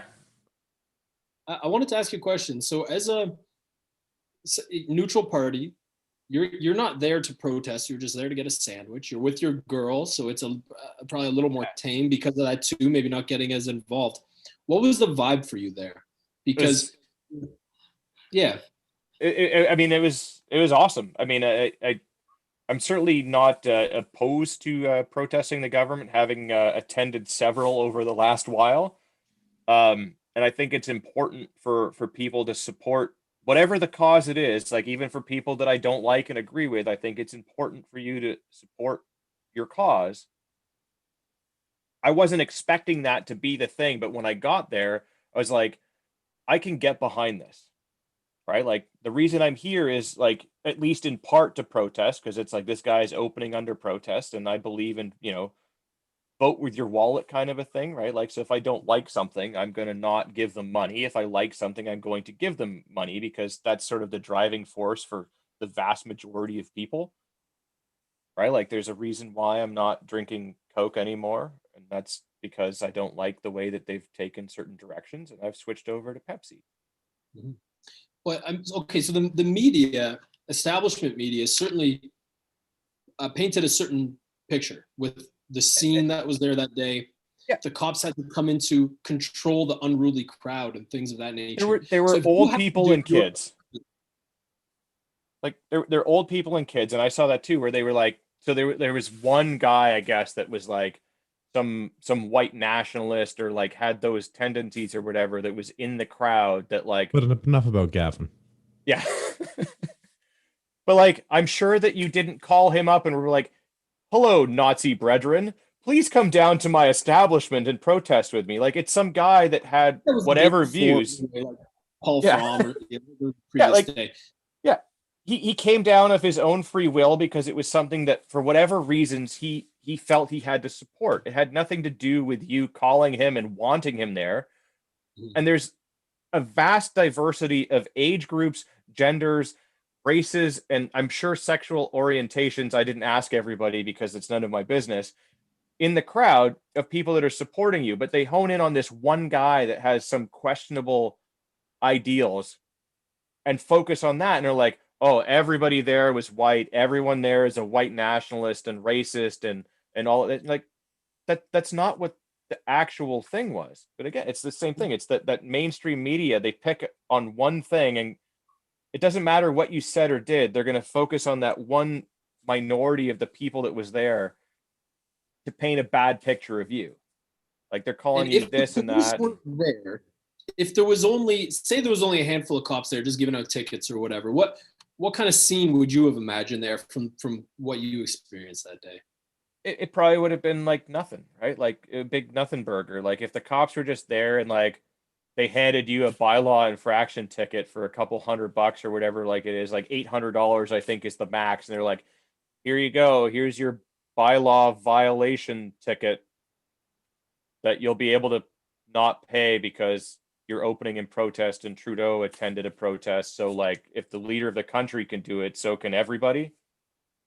Nothing would have happened. Nobody would have said anything, and, like, it would have been a non-issue, right? But then other places would have been emboldened and opened and done the same thing that you did. So they had to, like, smash you with that hammer, or at least attempt to squash that, so other people don't try. You look at what happened in Italy, where, like, all of the restaurants and businesses just decided, like, on this day we're going to open, and they all did. And, like, 2 or 3 days later, they're like, fine, we're just going back to normal. Yeah. They don't want that to happen here, because they know that if it does, there's nothing they can do about it, because, and like one of the speakers was saying that day, like, if you all just do this, they can't do it. They don't have enough cops to go around and give out tickets to everybody. So just open. But we all need to do it together. Like, if one guy does it, it's easy to pick on one guy. But if thousands of people are just like, you know what? I'm done with this. I need to put food on my table, my employees' tables, and everyone else that works for, like, they couldn't possibly do that. But it's easy to pick on one guy because they have enough people to do that. Yeah, that was my intention from the start. I wanted to get so many people involved, and I was talking to everybody I knew. And it was so interesting that people wouldn't even have the conversation. Like even reaching out to other restaurants online, like guys that I knew or I kind of associated with, it was like such a hot topic that even I'll give an example. I know of a food blogger. I've met him personally a few times. Great guy, got a very big following, like one of the biggest guys in Toronto. And he posted just a subtle little hint. He just posted the cover of George Orwell's 1984. And I reached out to him and I said, "Oh, you know," like he wouldn't engage in conversation. He wouldn't say anything because there's almost like this fear of it being screenshotted and put online. But I'm like, you know what the fuck's happening. And I said, "Look, I'm having a meeting with a couple of restaurant owners. Come by and have a chat with us." And I did manage to get 4 guys who own businesses, own restaurants in my Aurora location. They all knew what was up, man. They knew about the World Economic Forum. They knew the Great Reset was coming. We all knew the second wave of lockdowns was coming. And they said, "We're going to do it, bro. When they lock us down again up here in York region, we're opening." But they all backed out. Everybody that I talked to, and I won't say names, but other controversial restaurant owners who had done protests before, other guys with big restaurants, other guys with small restaurants, we'd had these conversations. I'm like, let's do this. Let's all get together and do it. But when it came time to do it, nobody, just me. Yeah. It was very interesting. People they know, but they're too scared. They don't want to stand up to the mob because they know what happens with Twitter. Well, I think cancel culture is certainly part of it. The Twitter mob and closing people's businesses and reporting them for being neo-Nazi white supremacists and so forth. There is that aspect of it, but it almost seems like a religious war at this point. Like there are people that are going against orthodoxy, and it's almost like burn the witch. Yeah. Well, I mean, everyone's got a plan until they get punched in the face, right? And nobody wants to get punched in the face, so they're avoiding that, right? Well, the mob mentality is strong right now too. The mob mentality is very strong, and there is no real good way of organized fighting back against the government. And I say fighting back in a political, social justice type fighting back. I'm not trying to but that's incite the thing, though. Violent conflict, but like reopening against the Reopening Ontario Act. As an example, that's the thing. If you civil use disobedience type social media to get, I'll call it our message, the message of freedom and being able to choose for yourself whether you believe this or not, and whether you want to follow these guidelines or not. Like, so my girlfriend posted, we got an air fryer for Christmas. Like nothing related to COVID whatsoever, but I guess there's like, she took a photo of it and posted it on Instagram. There's a 19 somewhere in the label on the box. Took a photo of it, posted that. And like the weird Instagram bot algorithm thing detected that there was a 19 somewhere on this picture and tagged it with the, like COVID-19 information stuff that like, visit the government website to get all of your information about the coronavirus. This has nothing to do with this. So like you see someone that posts like a fear tactic thing about the COVID and how you have to wear like 3 masks now because otherwise it'll get you, even if it's like not after 8 o'clock. Or get anal swabbed. You can't have both. Like whatever it is, like you post that and they won't tag your shit with the COVID-19 government thing because you're following the narrative. But the minute you go, even if you're not questioning that like this particular type of testing isn't valid, but you're just saying that like they need to reduce the cycle counts to make it more valid, which is a fair criticism. They're like, oh, COVID-19 facts. You're like, what? This is ridiculous. Which makes you wonder if the science was so settled, why they need to, viciously defend it so much. Or you just get outright deleted off of social media, right? Like I had never had any sort of infraction that I had been guilty of on social media. Anytime they had said something about anything I'd posted previous to this, I had won the argument. But I had started posting stuff that questioned the validity of all of these COVID restrictions, because it's like, this doesn't make sense. You shouldn't be able to do this. Deleted, no recourse for me to do anything. Just like, you're gone from multiple platforms all at once. I mean, it may have been the pro gun stuff. It may have been the pro, like, not doing the COVID stuff, but like, whatever it was like, there's nothing. You're gone. You don't fit the narrative. You're gone. You know, and then a couple weeks later, Andrew had the same problem. I mean, it's ridiculous. If you don't fit the narrative of the mainstream media / the government, and we all know that, like, the mainstream media is being paid by the government because there was that thing that they put through with however many billions of dollars. $600 million. Yeah. So if you don't toe the line, you don't get the money. I think it's CBC gets $2 billion, and CTV Global and City get 500 mil plus. Yeah, it's crazy. Huge. Yeah, and the only time they even start to, like, question the party in power, which is normally the Liberals, because they're not giving money to the Conservatives, but, like, is right up until, like, an election time, and then the election promise comes out that they will increase the funding, and then they shut up. Like, yeah, I've made the argument before we should defund the CBC. I'm still going with we should defund the CBC. And the UN, yeah. And a lot of other things. Yeah, like almost everything. Yeah, well, I have a lot of criticisms against a lot of things. I would like to find out from Adam if people do. Is your GoFundMe still active? If people want to give you money or support you financially, is there a mechanism for that today? The GoFundMe has been temporarily deactivated. At this point, I'm good. I'm pretty sure that I've got enough to take this thing through to the end of the appeals process. Now, there's some funny business going on with the lawyers and the original lawyers that I fired. I may put out a call. I may need another 50, 75 somewhere near the end of the month, or I may not. I'm not sure. I'm trying to do this in an honorable way.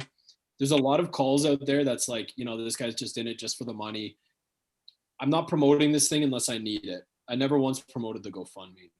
At the end of the month, I may or may not put out a call, but I'll tell you one thing. If I need money, I truly feel like the people who support the cause will come through. And I'm going to be honest and transparent with how the money's being spent. I put up a small thing on my Instagram yesterday. At some point, I'll go on the GoFundMe and I'll lay out all the actual invoices. If I need money, I'll put out the call, and I'll hope that everybody, you guys, other groups, will help put that message out, because all I'm trying to do is use me as this vessel to take all the slings and the arrows and all the fucking cancel culture and all the government overreach. I'll take it all and I'll plow through and I'll see what I can do with support of everybody else behind me in these conversations and other freedom fighters, right? So right now I'm good. I don't need any money. If I do, I'll ask, and I know that the call will be answered because it always is. It's amazing what private industry and people willingly donating to things can accomplish when government can't. Yeah, man. For sure. It's a little bit of a different dichotomy, yeah. In terms of if they want to see your very recent pro freedom statements, is there social media that you're not banned from that they can follow you on? Well, I only really fuck around on Instagram at Adamson Barbecue, BARBECUE. I post on there almost every day. Talk about legal updates. Talk about, usually every day there's a nice update of how many bylaw officers are outside my Leaside location, because they show up every fucking day there. They're such pricks. 2-3 cars parked outside the street, so I roast them on there. Roast politicians, talk about COVID facts, and just try to amplify the message out, right? So Adamson Barbecue on Instagram. A little bit here and there on Facebook, not much. Mostly Instagram. All right. I'm going to put that in the show notes before I forget. Yeah. And make sure that you go to their website and order one of the sweet brisket for the brisket hoodies that have me in it. Yeah, Supports a good cause, and you have me on it. So, like, it's a double win. Well, I will actually ask anybody who's listening, if you're in GTA, one thing that I need help, like, my business is fucked. It's so bad. We're down like 90+%. This stance that I took has totally ostracized all my customers. So my once very successful business with 60 employees is now down to like 6 guys we're hardly staying afloat. We're fully tapped into all the government subsidies and programs. I'm a full-blown communist, taking all that shit just to keep. No, you paid into those for years. You're just getting that money back. That's how we look at it. You have no idea how much I've taken. It's fucking crazy the amount they give you. 75% of the payroll. And I was doing like $50,000 a month of payroll. It's checks, 40 grand, 40 grand, 40 grand. Every pay period is crazy. They pay so much. If they didn't want you to take advantage of it, they wouldn't have the program. That's true. Well, I still disagree with it fundamentally, but I'm using it to advance this cause. But we do pre-order delivery. So if you order 2 days in advance, $50 minimum. It's like nothing. You got a pound of brisket, pound of ribs. It's really good. Friday, Saturday, Sunday, we do home delivery across the whole GTA. AdamsonBarbecue.com/pre-order. That's the best way you can help my business stay alive and my last remaining staff. That's actually where I would like to see some support because we are hardly any right now. So the barbecue order would be much appreciated. There you go, folks. You're not just helping this man right here, but you're helping his staff. That's a noble cause. That's actually the truth of it. It's to keep the last guys alive. So anyway, if you don't have any questions anymore about, I think we really covered the whole barbecue revolution thing well. But there's another issue in here as I'm learning about this stuff that I'd like to ask you about, because you guys, you're gun guys, right? We dabble. Yeah. So I just got my PAL 2 years ago, 2.5 years ago. I did it for all my staff. I said, anybody wants for, instead of a staff event, like go out for dinner and get beers, let's get our pals. So we had a guy come by and do the instruction. We had like 10 of us all got our pals. So I got into it. I was a member at Silverdale for a little while. Then their shit went down over there, so I couldn't go to Silverdale anymore. Yeah, I'm sorry to hear that. Yeah. Yeah. I was a member there too for a while. Yeah. Yeah. I liked it. It's just really far from the city. It's hard to get to. So now I'm at Target Sports, but they closed that down. So, but I don't know much about this community, right? I'm new there, and I have some firearms. I also dabble, but I see what's going on with the gun grabbing, and half my safe is now prohibited, right? Because I like the toys. I got some ARs and stuff, and I can't take them out anymore. What's going on with the activism in that scene? Because I'm not tuned into that community, and I saw they banned everything fun. What are people doing about it, man? What's the cause? How can I help there? There's a couple of good options. We had a very low energy protest in Ottawa, and we marched in a circle near Parliament. It was not particularly well attended, but I mean, there's also a pandemic, and I mean, we've had our criticisms of that. And we've talked about that at length. Yeah. The organization to support, if you want to put your dollars behind something, as I bang into a microphone, that probably sounds horrible. The organization to support is going to be the Canadian Coalition for Firearms Rights, the CCFR. Rod and Tracy and company over there. I don't remember what a membership is off the top of my head. $40 a year or something like that. Something like that. I think it may have gone up, but that may or may not include your legal defense stuff. Insurance. So, I mean, they're probably the number one advocacy group. They're a relatively new firearms organization. I think my member number is in the 1,000 range. And I think I've been a member for like 5 years.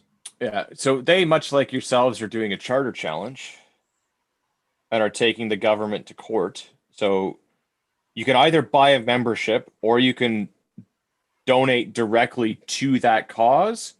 Both are good options.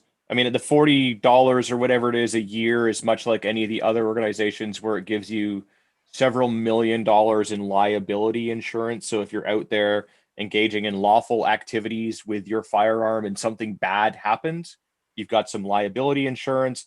And then also it helps fund all of the activities that they do. Like, admittedly, a bit of a low T protest, but you know, it could have been amazing high energy, and much like all of the stuff you've done, it would have just been, you know, ignored by the mainstream media anyways. So yeah, I mean, we went by the CBC head office. I can donate to these guys. Yeah. Like, so I know it's very different here, and our laws are very different, and our people here are pretty tame, and we don't have the Second Amendment. But I see guys down there marching with the ARs, man. And I know it's allowed; they're allowed to.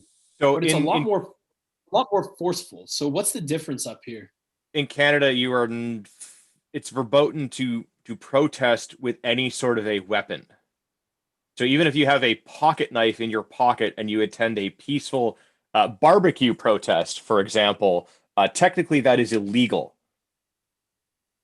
So there are some problems around that. Getting in, Yeah. supporting an org like CCFR is definitely an option. There are other pro-gun organizations in this country, but CCFR's mandate is public outreach and education, and they do have a registered lobbyist. I think they're currently the only firearms organization in the country that has a registered lobbyist. Yep. There are other orgs, the National Firearms Association, the Canadian Shooting Sports Association. There's the industry organizations, the CSAAA. So there are some other orgs that can do that. Getting involved in your local gun club at some level is probably worthwhile, wherever your local gun club happens to be. Or doing like you did and getting your staff out and introducing them to something new and actually getting them licensed so they have some skin in the game. That's a huge thing. That's right? probably the best thing that we can be doing, is getting other people involved and getting those relationships with other people in the community, because it is 2.5 million gun owners in the country. We have 30 million and change people in the country. So it's like not quite 10%. Like it's pretty close to 10% that legally has firearms in this country. And I don't like to pander to any group. But the more women we can get out and minorities, the better, because then it doesn't look like, privileged white males that are out there Not trying just the to old white cling boys to their club. guns, right? So So, is like- the message. So, like when Gavin and I show up to the protest, it is definitely like they usually paint us as Nazis, but other old white guys show up to those protests and they get painted as the old boys club. So getting women and other Visible minorities, I think, is the correct term. the shooting sports is a very, I think, friendly and welcoming community. Getting involved in that in some way, and getting your local gun club on board with any of the lobbying, letter writing, political advocacy, or financial campaigns that are going on. So one of the gun clubs, of which Gavin and I remember this year, donated $10,000 to the CCFR. If we can get more gun clubs doing that, I mean, many hands light work make light work and all that good stuff. Yeah. There's also other things that you can do. We've had a list in the past on the show. There are 5, I believe, various legal challenges going on right now. They are being approached from different angles. Some of them are on commercial liability grounds. The government, stopping people from being able to earn a living by turning something that was previously legal into something that's now prohibited. There's the charter challenge the CCFR is doing, which was also a court injunction at one. They filed a court injunction to try and have the order in council suspended, which failed. But I mean, they still made the effort. And there are some other. There are other parties doing other things. The lawyer to contact is Ed Burlew in Toronto. I think he's in Thornhill, but don't quote me on it. He's representing John Hipwell, amongst others, with Wolverine Supplies. John Hipwell was the owner of Wolverine Supplies. I believe his son now owns that, and he's funding what I think is probably the most likely argument. And I don't remember the filing number off the top of my head, but we have it in old show notes.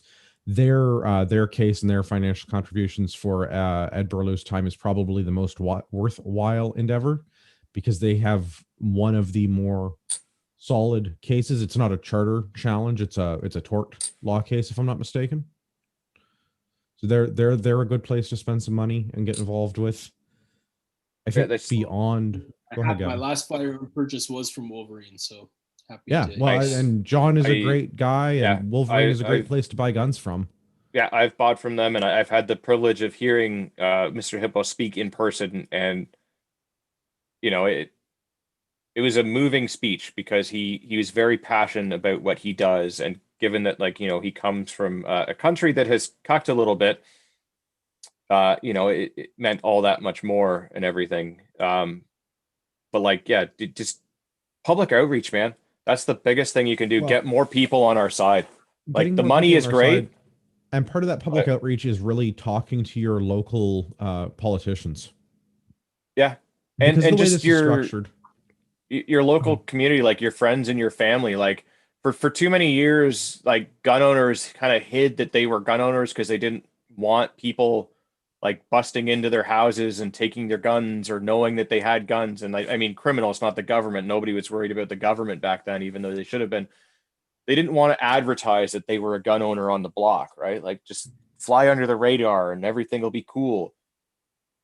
But we did that for so many years that they just think that like, oh, 2.2 million, 10% of the population is 0% of the population. So who cares if we just take their stuff, right? The other outrage piece, we've got a bunch of letter writing. If you go on our website, I have a bunch of draft or template letters that you can work, like you can use as an example, or you can use as a starting point. The template letters and getting in front of your local politicians, because the way that the gun laws are and because the way that they're trying to change the gun laws, local politicians are going to matter a lot. Your MP, your MPP, or your other like member of your provincial parliament, your provincial legislature, MLAs in Alberta and so on. And now even your local city council is going to matter because they're trying to delegate some of the authority to municipalities from the federal government. All gun laws in Canada are federal, right? So everything is done through the Firearms Act at the federal level. Part of the bill C-21 that's on the table right now is they want to allow municipalities to enact local handgun bans. Getting in front of your local council people and telling them that this is stupid because they're not banning criminals from being able to illegally have firearms and shoot at one another in downtown Toronto, and providing that level of education to politicians who generally are not going to be educated on this subject. In a lot of cases, it's going to fall on deaf ears, and we accept this as a community. There are certain members of the Orange Crush or the liberal elite that they're not going to listen or be swayed by facts and logic, just like they're not for other things. Or they're going to use like the law to do things that aren't necessarily lawful, like attaching federal penalties for a municipal bylaw. You know, we can't let them get away with things like that. When as soon as I hear this thing about talking to your MP and your local council, I'm like, my experience with that since the start of COVID has not been very successful, nor has it I been wouldn't say it's been very anybody that I know. successful for any of us. That's why we're in the position we are now. I live in a very blue area with a lot of conservative on paper politicians. Yeah. I don't know how actually conservative they are, and I don't know that the conservatives really have my best interest at heart. But if I had to pick the least dirty end of the turd to pick it up by, I mean, I remember education as best as we can. There was a time when I considered Ford one of my guys, right? Like he was our guy, and then this whole thing happened, and like Ford is on record saying that he doesn't support the municipal handgun ban. But he's yet to do anything to prevent it from happening under his watch. Now, an unfortunate thing about government is that, like, whatever legislation he enacts can always be undone at a future date by some other government enacting other legislation. But he hasn't done the thing, even though he has a majority, to stop it from happening, at least while he's in power, and at least prolonging our freedom. Oh, look at what he's doing with businesses right now. Wasn't he Ontario open for business? Like, can these guys be trusted? Except during a pandemic. That was the small print under that nobody saw. Yeah. So do you think there's any, what do you think our chances of success are for, I guess, first of all, repealing that, the assault rifle ban, and then, getting to a place where we have a growing amount of responsible firearm ownership? You guys are probably more enlightened there than I am. You might need to plug your ears for this because you can't incite people to do things that aren't lawful. And I'm doing this from an entertainment perspective only. This is not advice. The biggest thing that people can do is non-compliance and not handing their stuff in. Allegedly, of course. Allegedly. Peaceful non-compliance. Yes. That's not a law yet. We can talk about that yet. Yeah. I hear a lot of this, when they come for the buyback, just don't do it. It is not mandatory. This is an interesting piece because the ordering council that made your now prohibited AR-15 prohibited, the ordering council is an administrative change in law. They are not able to process the buyback in that order. They have to do that through legislation in Parliament. This is Bill C-21. Our best hope, and my prediction, although I'm probably stealing Marty's thunder, Marty's not here to defend himself tonight on the panel, which is fine. I think this is his take that I'm recycling. I think that they're going to drop a writ and we're going to have an election. And in that process, Bill C-21 and anything else on the table in Parliament is going to die. So they're not going to be able to pass buyback legislation during this sitting, because I think we're within months of an election. I think we're going to see an election dropping sometime in the summer, the late spring, the early summer. I think we're going to see the writ being dropped. Yeah. Because I don't think we can go sometime through any more between the non-confidence. second and third wave is when the election will happen, when it's favorable to have an election. Yeah, the least pandemic. worst time to have an election. So I think that's our best possible outcome right now, is just further delaying it, because the Ordering Council just said everything is prohibited for 2 years. They will extend that, of course, but they can't do anything legislatively in that time. We're already a year in, well, almost a year in at this point. They haven't done it. They've just tabled a bill. They're past second reading. It has to go to committee. If a writ drops, C-21's dead as is. C-21's already been criticized as not being harsh enough or strong enough penalization for gun owners. But don't worry, C-22 reduced the mandatory minimum sentences for violent crime and use involving firearms. So that's totally fine. Not a big deal. Gangbangers and drug dealers in Toronto shooting one another, not a problem.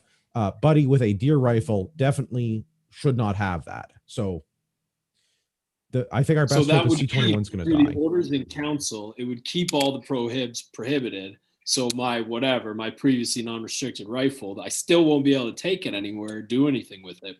So when you suggest non-compliance, that's just in non-compliance to a buyback. But are people also not not registering it, or like don't do anything that is going to get you arrested. But if you potentially had a rifle that nobody knew that you had, and you didn't turn it in or register it, well, and they would know that it's out there. Much like in Quebec, like they know that there are people out there in Quebec that own these rifles. They just don't know who owns them. Right. And so that's we can scary look at for a historic them. example of this. 1995, when the current Firearms Act came into effect. And they invented the long gun registry, and all of the previous, what would have been non-restricted rifles, although that's not what they were classified or called at the time. All of your hunting rifles and shotguns had to be registered under the long gun registry. And many Canadians, hundreds of thousands of Canadians possibly, didn't choose to register those firearms. And or they they never just did. forgot for a decade or so. And there was massive amnesties for years and years, decades. I think that the final amnesty to register a firearm for what was it? It wasn't C-71. What was the act to implement the Firearms Act? 68, 69. C-68. Thank you. So I think the final amnesty to register a firearm from the registration scheme in 1995 finally ended in like 2011. Just in time for the whole thing to go away. Right. And then they repealed the long gun registry, and it didn't matter anymore. And all of the non-restricted guns are not registered again now.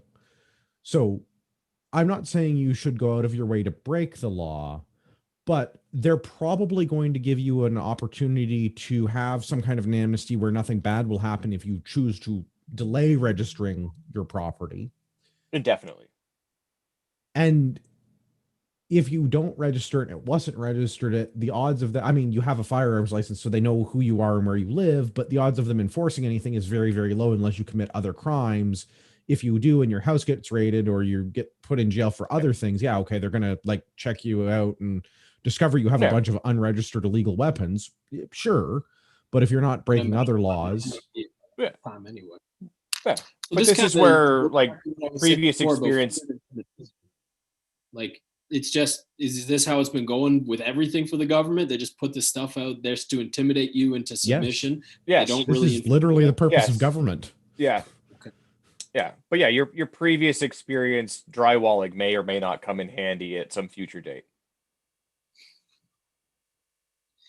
I got you. In case you need to be a contractor because you can't run your restaurant because the Corona lockdown still exists. Should you need to replace walls for reasons? Have to do, man. Small business, grassroots from the start. Well, and I think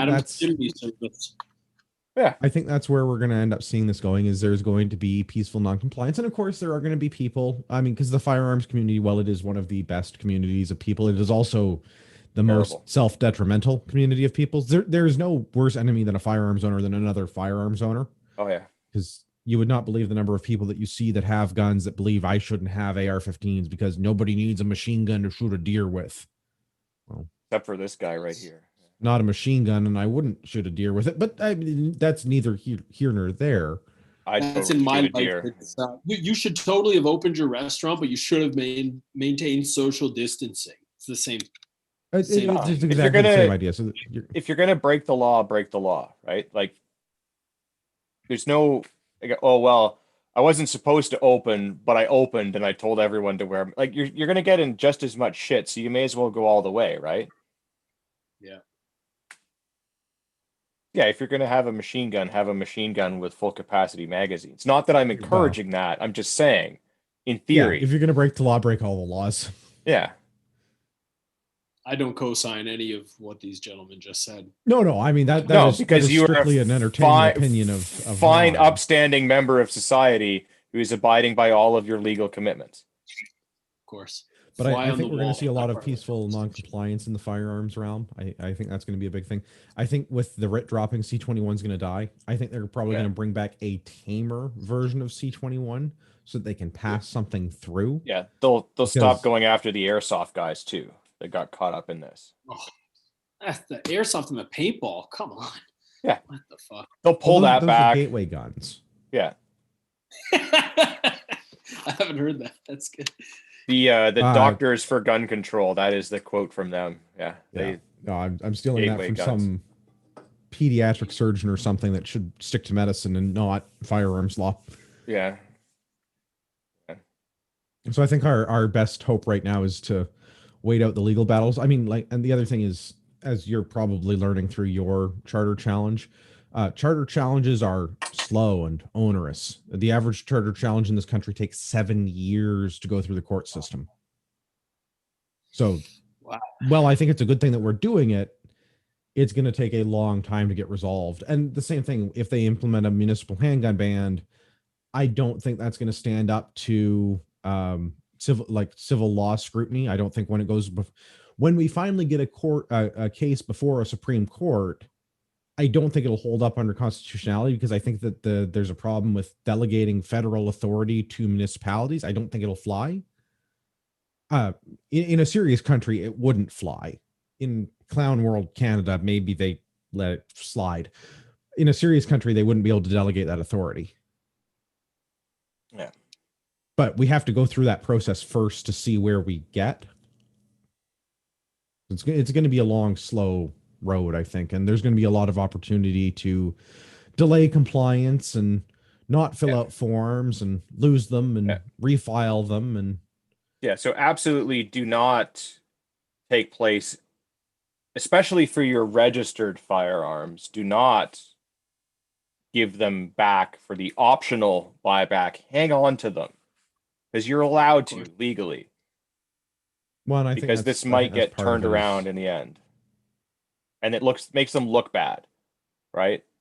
If nobody turned them in, even though it was like, I'm gonna have to turn this in on my deathbed anyways, but like when they go to report their numbers of how many people took part of the optional buyback and 0% did, it makes them look bad. Well, it won't be 0% because there's going to be idiots there's cucks. Yeah. But there's a guy who messaged me the other day online, and he said, man, I heard there was going to be travel restrictions if you didn't take the vaccine, so I just ran out and took it, and I kind of regret it now. And it kind of seems like the same guy who would go, all right, I'll sell the gun back, fine. I first ask, I can't handle any more rebelling or disobedience. Like, I need to be compliant. Yeah. There's a big issue in this country with, like, cognitive dissonance doesn't even go far enough as to cover, like, the mental gymnastics that you have to jump through to be on top of all of the right think, all of the not thought crime that the government wants you to be on top of, to know how many genders there are, and to know 52 that Dr. Seuss is canceled now, and to think the right things and say the right things all the time is such an onerous process, or is becoming such an onerous process. Yeah. It's a full-time job, and everyone is deathly afraid of being canceled which is understandable, right? Especially for people that don't control their own finances, that are responsible for working for someone else in order to earn a paycheck, where if their employer gets a phone call and they could lose their job and not pay their mortgage and their kids could starve, like that's a big motive to toe the party line and to go along to get along. Yeah, and I would just like to take this moment to acknowledge that this podcast takes place on the ancestral hunting grounds of I don't know the local people, but they're allowed to use drones and hunt at any time of year with whatever guns they want, even if they're prohibited now. As is tradition. We got to recognize that. But everyone's treated equally and the same. Okay. Glad we got that out of the way. I don't know. It's a strange time that we live in. Yeah, it seems like I wish that I was around 200 years ago when you wanted to enact some change, you could just go out and do it. You know, it could be us. It could be the three of us here in conversation and another 20 guys, and you could go fuck some shit up. You could go make some serious change like this. I think we might have someone that needs to come on for our book club at the end of the month with Uncle Ted's book. Yeah. Absolutely, Adam, you're definitely welcome back. Gavin is alluding. We have a monthly book club. This month we're doing Theodore Kaczynski's Industrial Society and Its Future. So, Uncle Ted had some radical ideas about how to live with less technology. I basically do exactly what you're saying. Maybe not in ways that we agree with, but doing exactly what you're talking about. I think that's part of our modern problems, though, is what you're saying is like 200 years ago, you could go out and you could carve out a section of land, a civilization into unclaimed territory. There are no more new frontiers. There isn't anywhere to go, and there is no one to take with you to build a new thing. Everything has been explored or figured out, and there isn't any new. Yeah, there isn't. Can't plant your flag, and say this is mine, right? Like some shitty leftist government in some shape or form has already claimed whatever piece of land you're standing on, whether someone stood there before you or not. And they're like, this is mine. And if you reside within this boundary, you must, kneel before me and kiss my feet and recognize all of this other nonsense that you don't necessarily believe in. And if you don't, you're a bigot.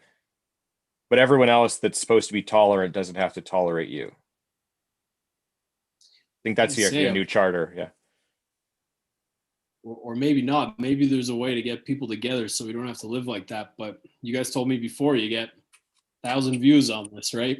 And need more than that. We're hoping. We're hoping. So we got to get celebrities like you on the show and spread the message of freedom. Yeah, man. And delicious barbecue. Okay, so look, I kicked down some doors. I'm only learning about freedom and liberty this year. These are good principles for me to stand on and live my life from. I don't know much about it. What do you guys suggest? What do I do? How am I doing? How do I do better at spreading that message? You are a model that more people need to replicate in my mind. I think you more or less got it figured out. I mean, obviously we have book club. Book club has probably got some suggestions there.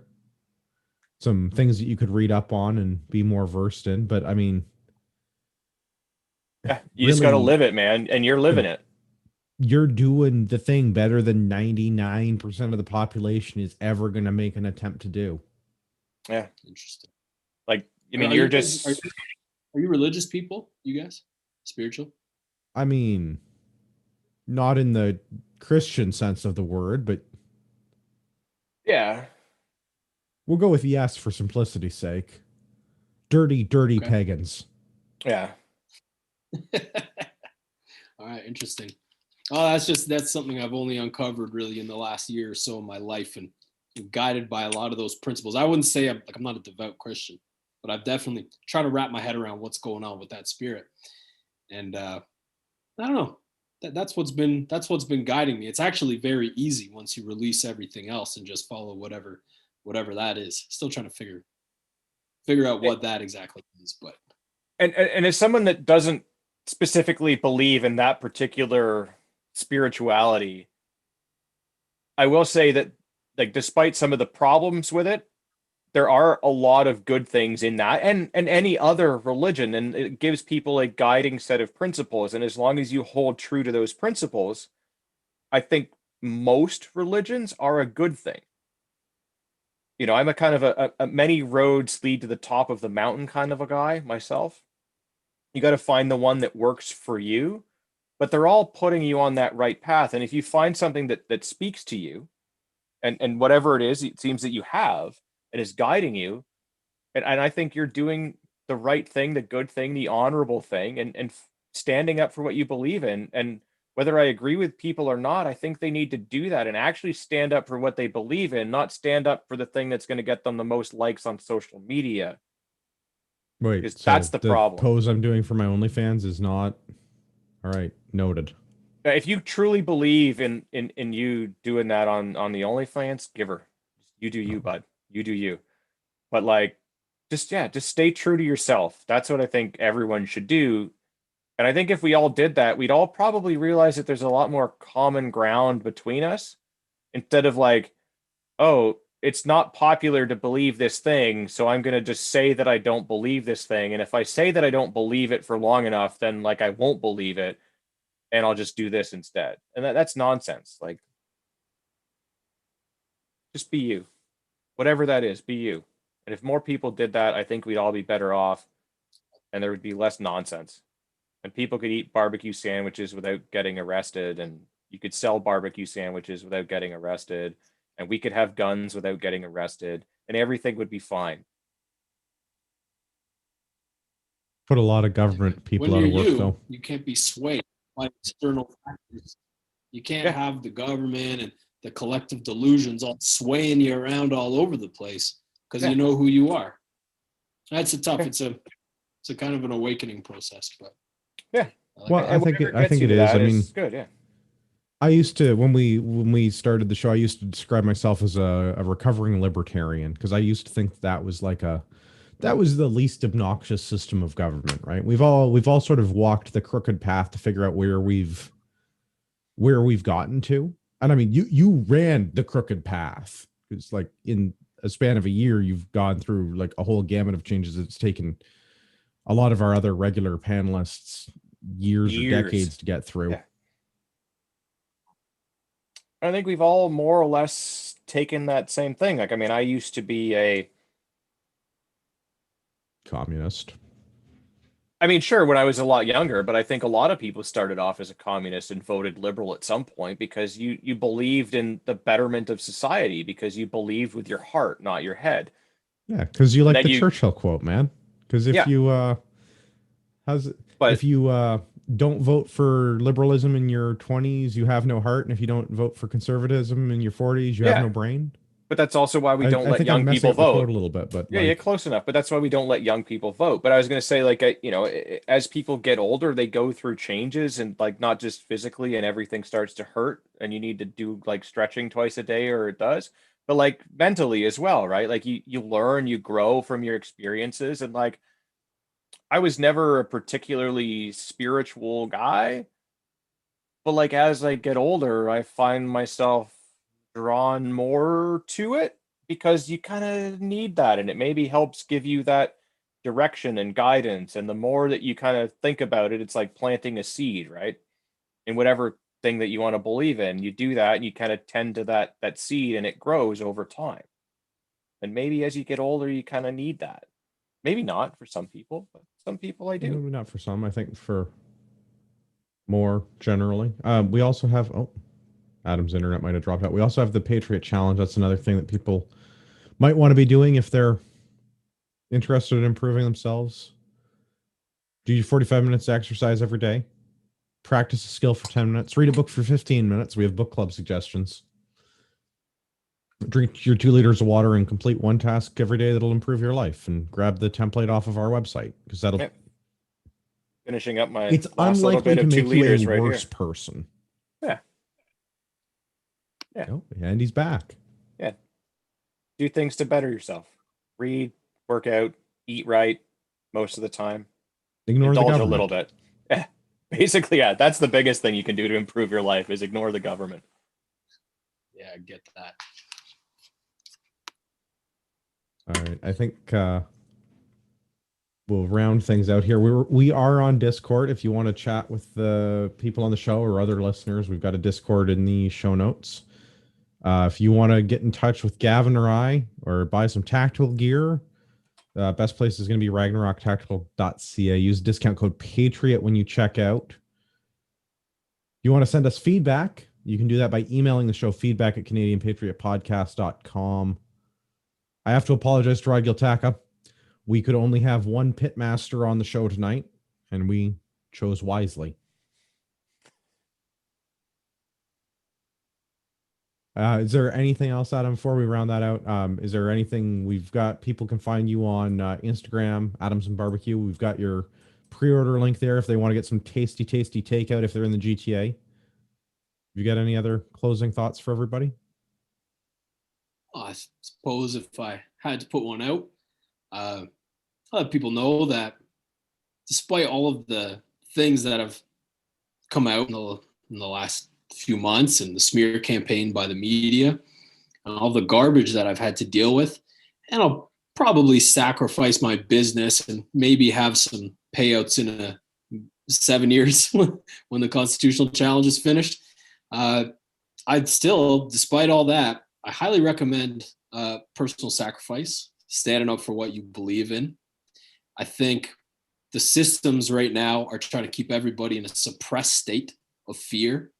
And whether we're afraid of some invisible enemy like the virus, or whether we're afraid of social consequences from our family or friends for speaking out about something, it's very important that you do that. And I can speak after having made great personal sacrifice.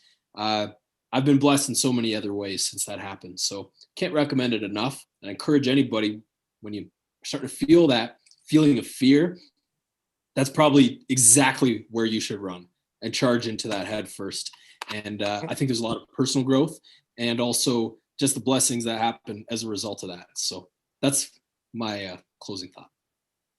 And thanks for having me on the show. This was nice. This was a good talk. You're welcome anytime, man.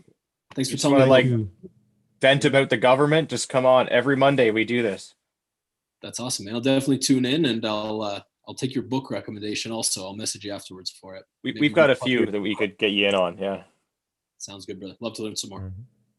For all of our listeners out there in podcast land, I'd like to remind you that you are the true north, strong and free.